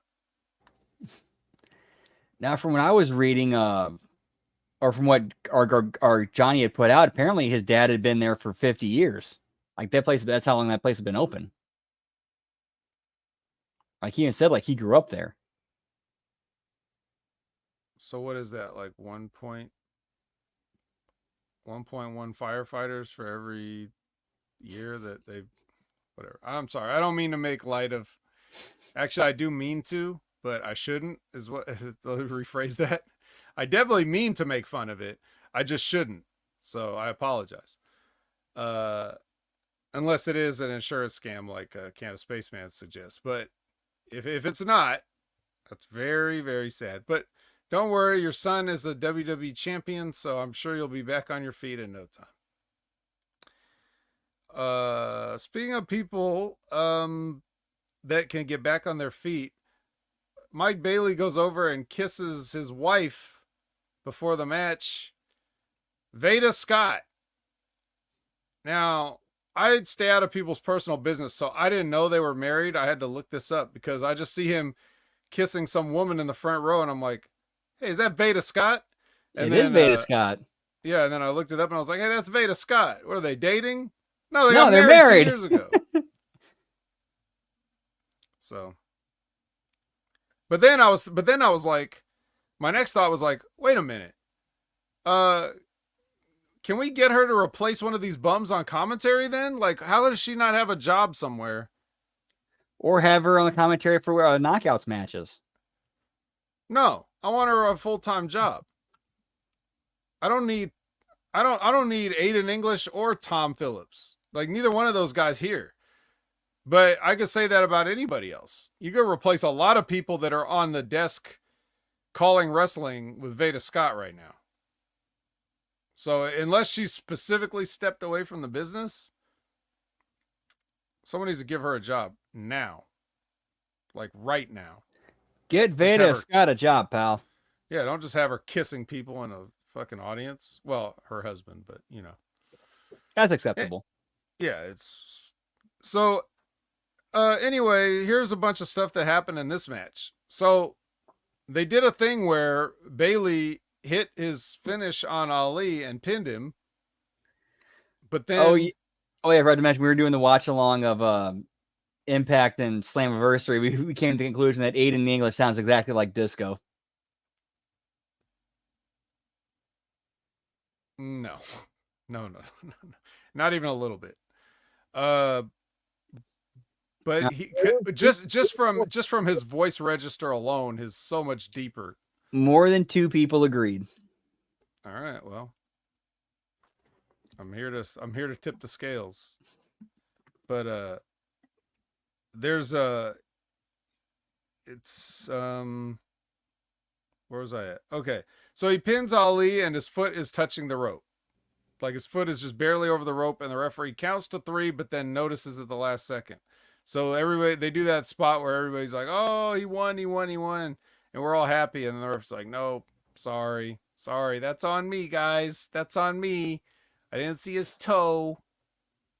Um, so yeah, so they do that, and then some more stuff happens, and then Mike Bailey hits a thrust kick and it hits the ref, and then the Secret Service come in and attack, and then the riot guards come down, and then it turns out that when they go to pin, somebody pulls the referee out of the ring, and it's Trent Seven. He was a riot guard all along, and then he ends up beating up some of the security guards, and then Ali dives on him and hits him with a chair, and it's like, all right, well, now that's done.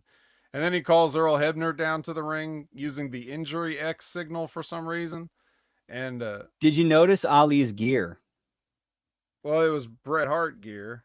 It was pink. It was pink and black and silver. So yeah, and it's Montreal. So of course you just can't be in Montreal and wrestle without mentioning this. So he calls Earl Hebner down. Everybody's booing. He comes down, and then he puts Mike Bailey in the sharpshooter, and Earl Hebner will not screw Mike Bailey for whatever. So he agreed to come here. He seems to be working with Ali, and then when he gets in the ring, he just doesn't do it. He doesn't do what he's supposed to do. And then Ali gets mad and grabs him, and then Mike Bailey, gets back on top and puts him in the sharpshooter, and then Ali taps out. It's not a screw job. He taps out. It's over. Mike Bailey's your champion, and there you go.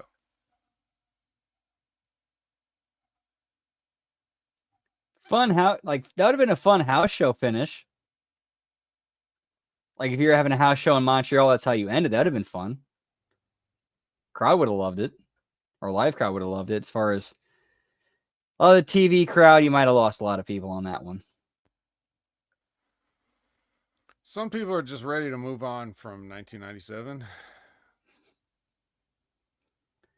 I will say that at least it was nice they didn't go like, oh, he actually is going to screw him. It's like, oh, no, he doesn't.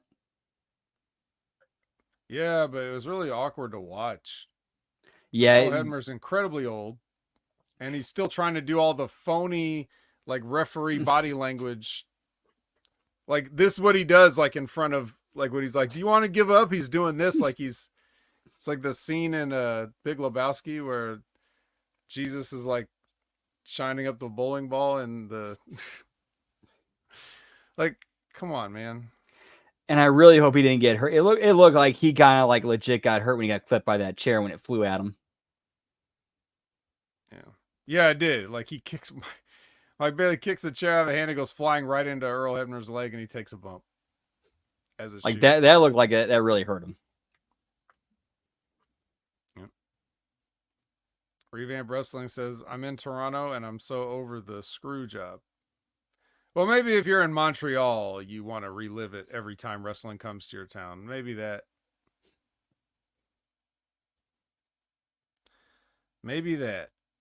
Who knows? You Toronto people, it just may not be the same. But yeah, so that was that. I don't know. Do you have anything else to say about it? Ollie's, Twas what it was. Handshake over.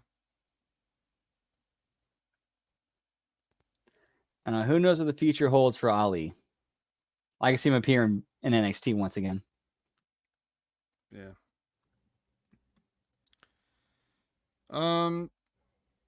So the concierge isn't happy. Hammerstone's not happy.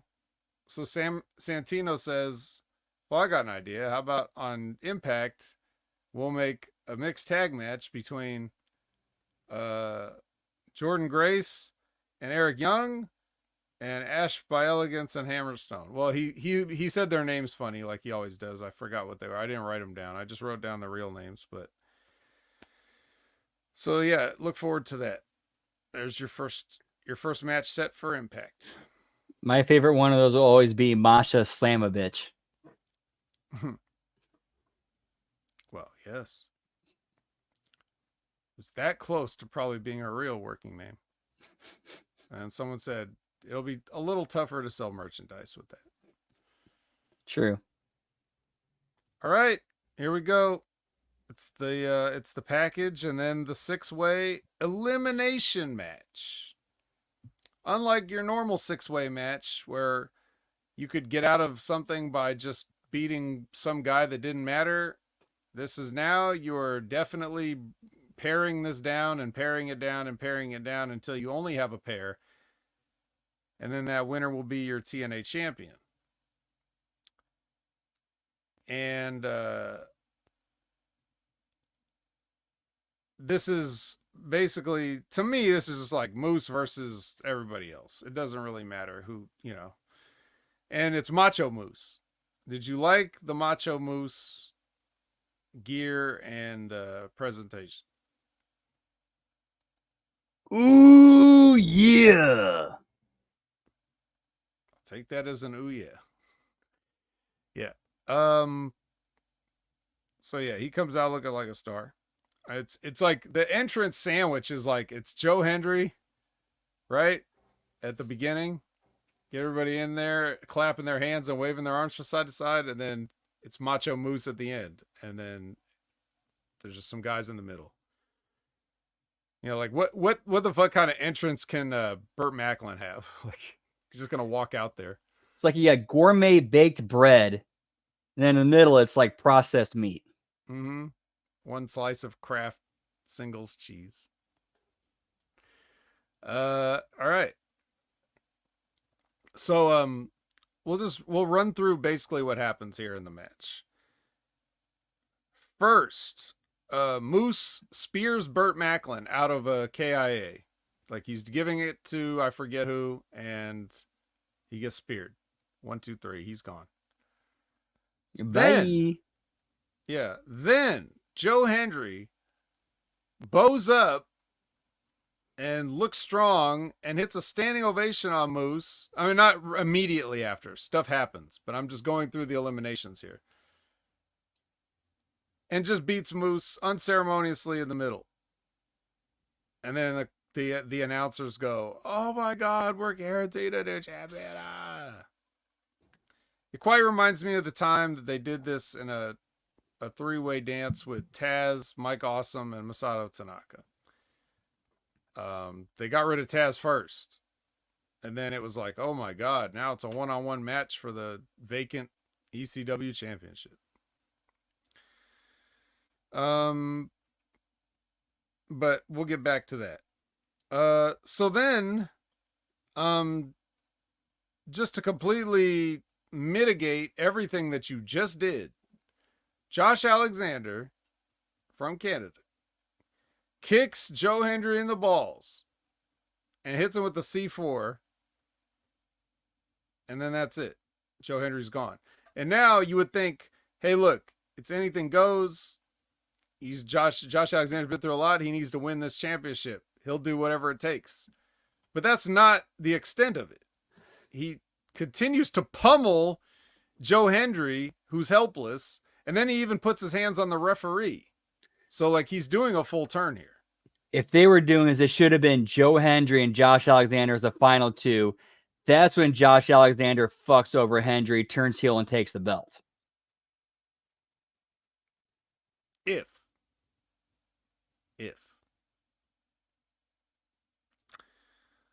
Oh, God. Yeah, the crowd is chanting bullshit. And it worked. You turned a Canadian crowd against Josh Alexander. Mission accomplished. Yep.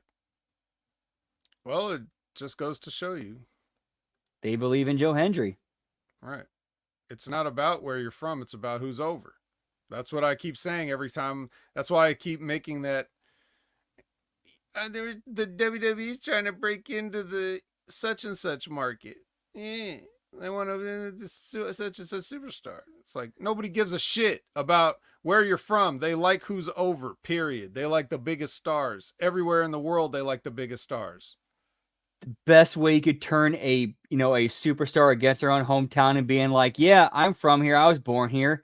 I finally got out of this shithole and made myself out of something, and now I'm coming back better than the rest of you. Yeah, that's what he's going to say on his first TV time promo.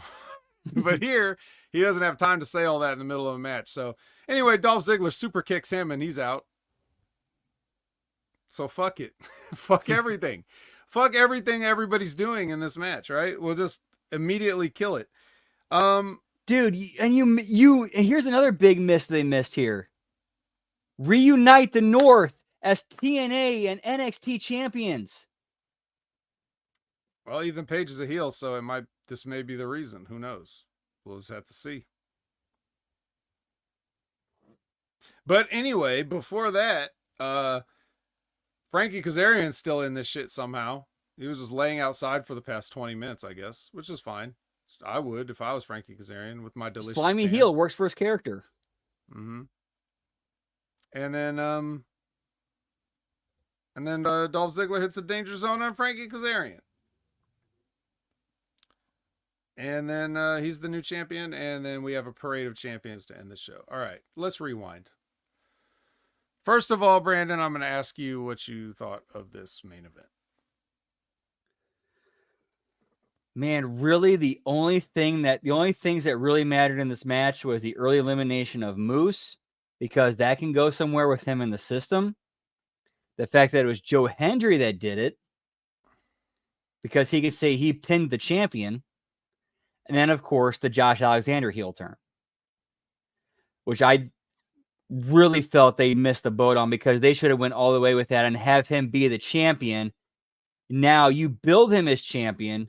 You build Joe Hendry as the guy who's going to be the main challenger. You have him run through, Moose, whatever else, challenges that are in his way. And that eventually concludes with Josh Alexander, Joe Hendry at not Slammiversary, Bound for Glory. Joe Hendry goes over.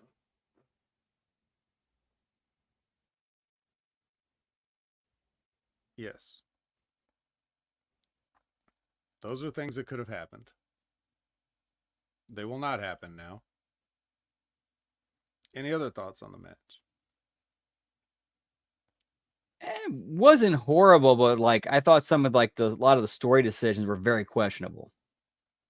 A few they nailed, like one or two. Rest of them, what were you guys thinking? I would argue they didn't nail anything, or they could have nailed it and they missed it. The hammer went right through the drywall. That. See, have you ever watched Trailer Park Boys? Still no. Damn it. There was a scene in the very last live action season they had. Oh my fuck. It was one of the best scenes in the entire series.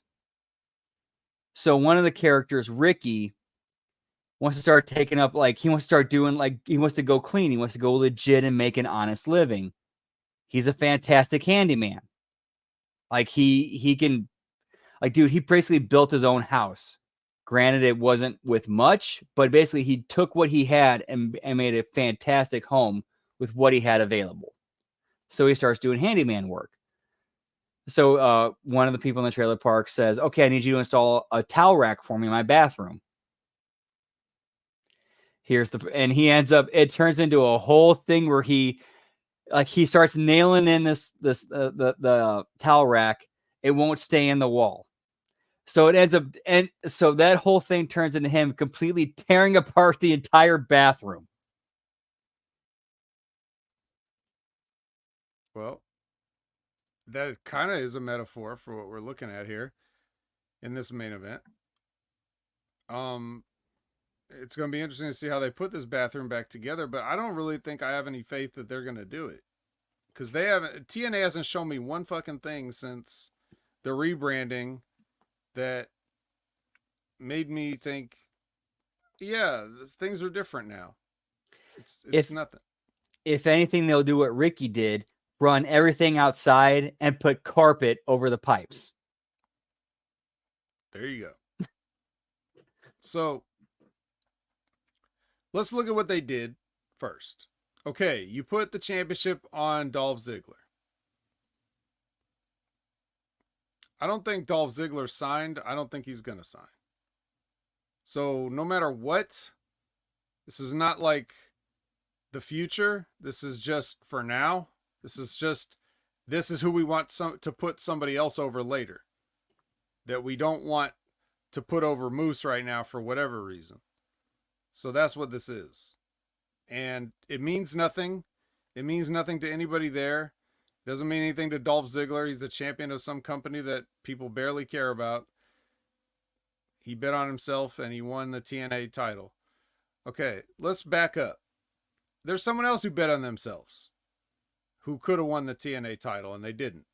Frankie Kazarian. He was an option. Let's look at all the options.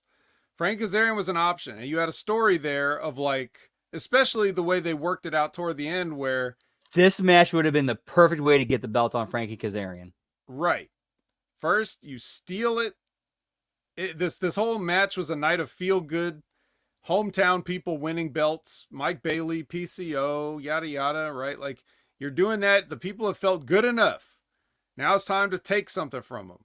So this whole thing would validate everything that all the bullshit that Frankie Kazarian did. All that shit talking about, Killer Kowalski for however many weeks and just fucking invoking that name and and then doing a bunch of shit that he would be ashamed of. Like all the jobs he's done, everything would have just been leading to this moment where he comes in, steals the title, it gets heat because it's like, oh, you motherfucker, you didn't earn this. You just fucking swiped it from Dolph at the last second, All of that would have made perfect sense for him. They didn't do that. All right. Let's look at the other options. All right, well, let's eliminate. Here was the guy in the match that was just here in the match, Steve Macklin. Sorry, Steve Macklin. Thanks for coming. You never had a chance. You've already been like the focus and no one cares. So just forget it. Thanks for being here, pal. Yeah, you're done. Pack your shit. Pack your shit and get the fuck out. I think NXT might have a spot for you. No, they had a spot for him and they fired him. They fired him because of something his partner did. That shows you how much they cared about him. So, all right, now let's go to Josh Alexander. Here's your moment. Enough time's passed from that, I think. What? I think enough time's passed from that. Nah. He's still the same guy.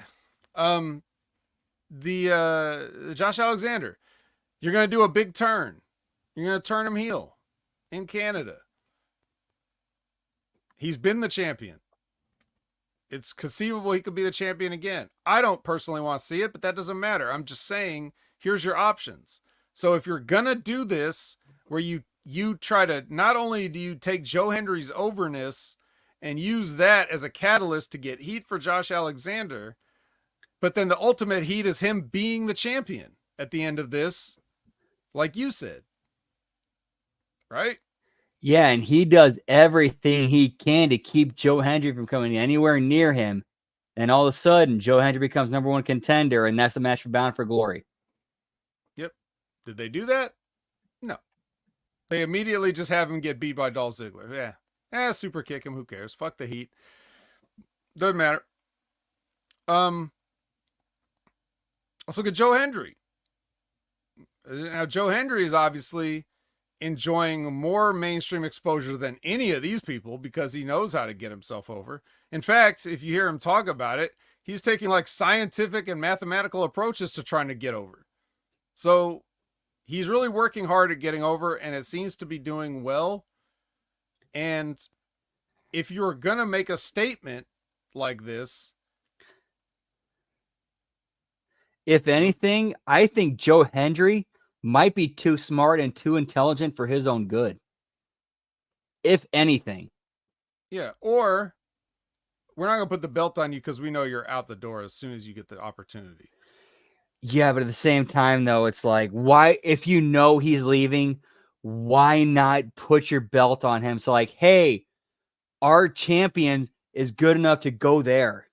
I agree, but I'm just saying, like, that's not what we're getting. That's that dumbass old mentality that is still around, and everybody's just doing the things that they've always done, right?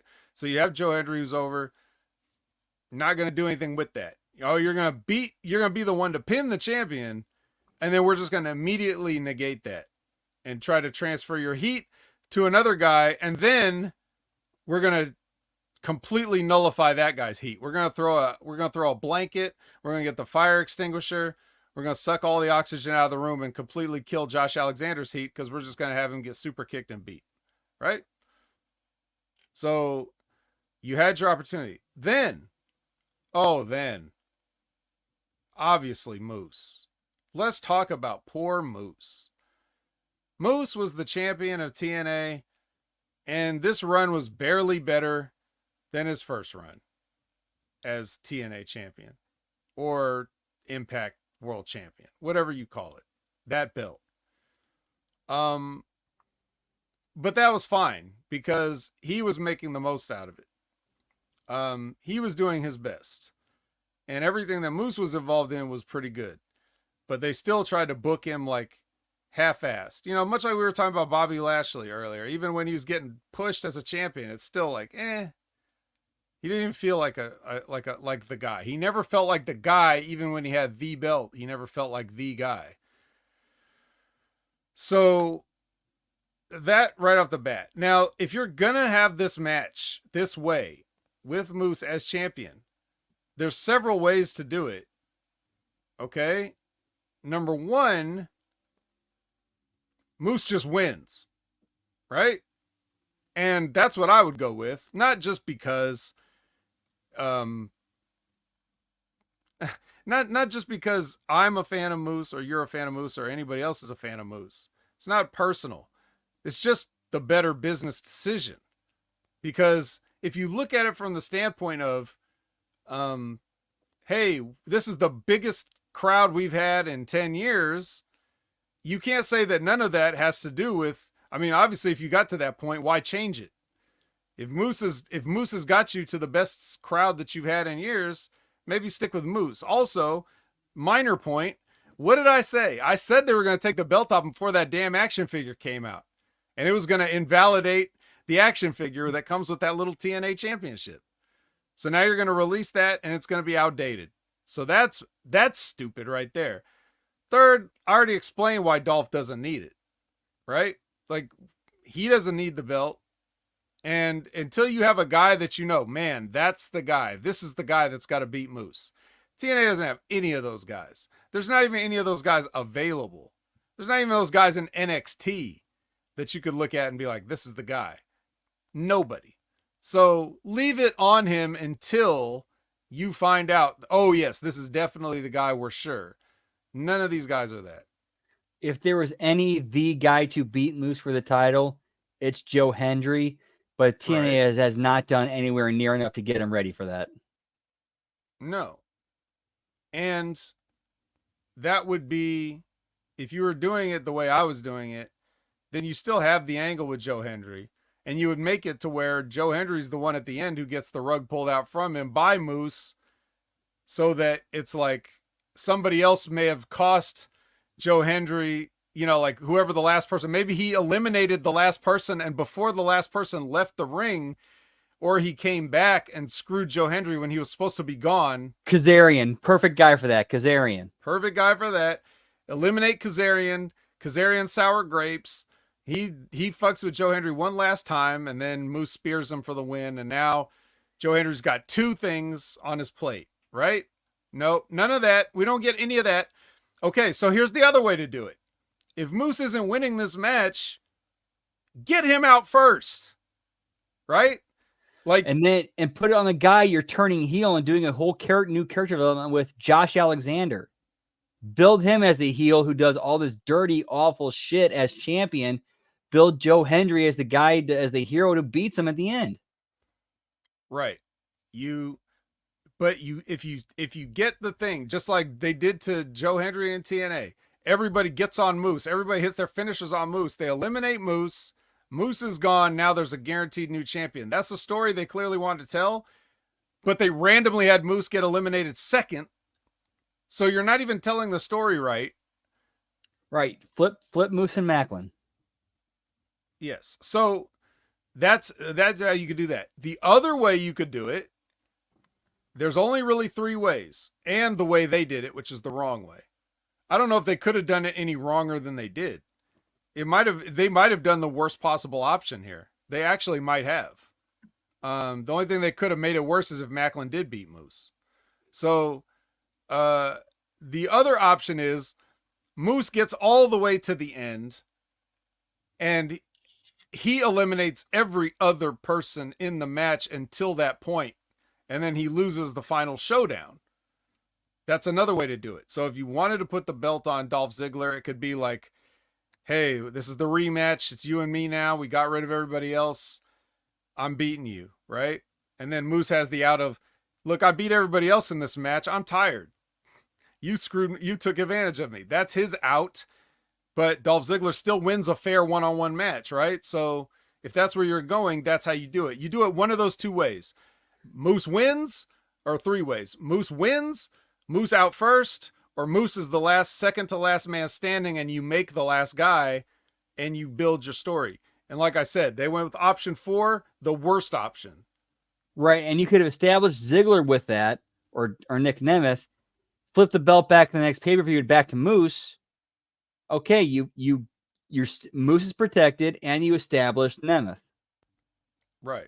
And then you also establish that other than gimmicks, you can't beat Moose straight up. Or at least not without him screwing you over some way. But that's the thing about a heel. They're going to screw everybody over, and then when they get screwed over, they complain about getting screwed over. That's a heel, okay? So those are your options. They did none of them. So as mad as I'm already like about the fact that he lost, it's the way he lost that pissed me off the most. Because they didn't get anything out of it. Like, you didn't get a return on your investment by taking the belt off of him. You just took it off of him. It's like there's no... Nobody got over by it. Nobody got over. If Joe Hendry got over, that was immediately killed by Josh Alexander, which again was in turn killed by Dolph Ziggler. They did about the worst thing you could do except putting it on Macklin. Any other option would have been better except Macklin. Dolph was the second worst.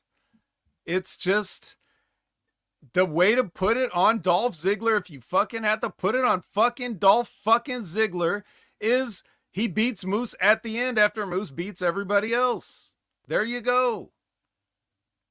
Nobody knows what they're doing anymore. This is how it feels to be an old man. You always hear old men talking about how nobody knows what they're doing. Except then when you get old and people really don't. They just don't. A young me couldn't have thought about things in this fashion. I had to get educated in the wrestling business, and now I think like this. But apparently, people in the wrestling business haven't even got that education.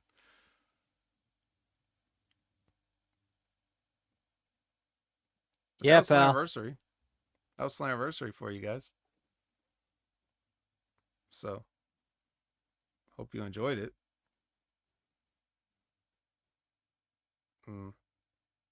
I guess we should probably just tell them where they can find us. If they wrap that shit up, B. You better wrap that gavel up, B. What the hell? Yeah, let's wrap it up. Brandon, where can the people find you? You can catch me on Twitter, or as the kids call it these days, the X, at LG Brandon Whoop. I'm also still working on the Twitch channel at twitch.tv/LG Brandon Whoop Whoop. And I'm also on Substack at HMG Brandon. This week for the watch alongs, unfortunately, I will not be able to do NXT tomorrow night, but we'll be doing AEW Dynamite on Wednesday, SmackDown on Friday, and of course, the catching up on the TNA Impact on Sunday night. And of course, if anything changes, I'll let you guys know. Giggity, giggity, whoop, whoop. All right. As for me, Opinion Haver on all social media platforms. Watch me on Next Level every Wednesday, 8 a.m. Pacific, 11 a.m. Eastern with Big Ray Hernandez. Watch me every Sunday at 8 a.m. Pacific, 11 a.m. Eastern with Jimmy T for The Wreckage. Watch Rip Rogers at their Concrete Time of 8 a.m. Pacific, 11 a.m. Eastern on Fridays, except when it's not. And watch Stevie Richards' show, The Stevie Richards Show, on its Concrete Time of sometime on Friday when it drops on YouTube. And there's an audio version as well. And he hurt his back again, So if you want to watch him make a video about that, then watch that. And watch JTG's YouTube channel where he plays Wikipedia Fact or Fiction. That's it. That's all I got. So for Brandon, I'm the vet. I don't have a sign off line. Hey, Wikipedia fact or fiction can be fun. Go check out JTG YouTube channel, Jay the God. Bye.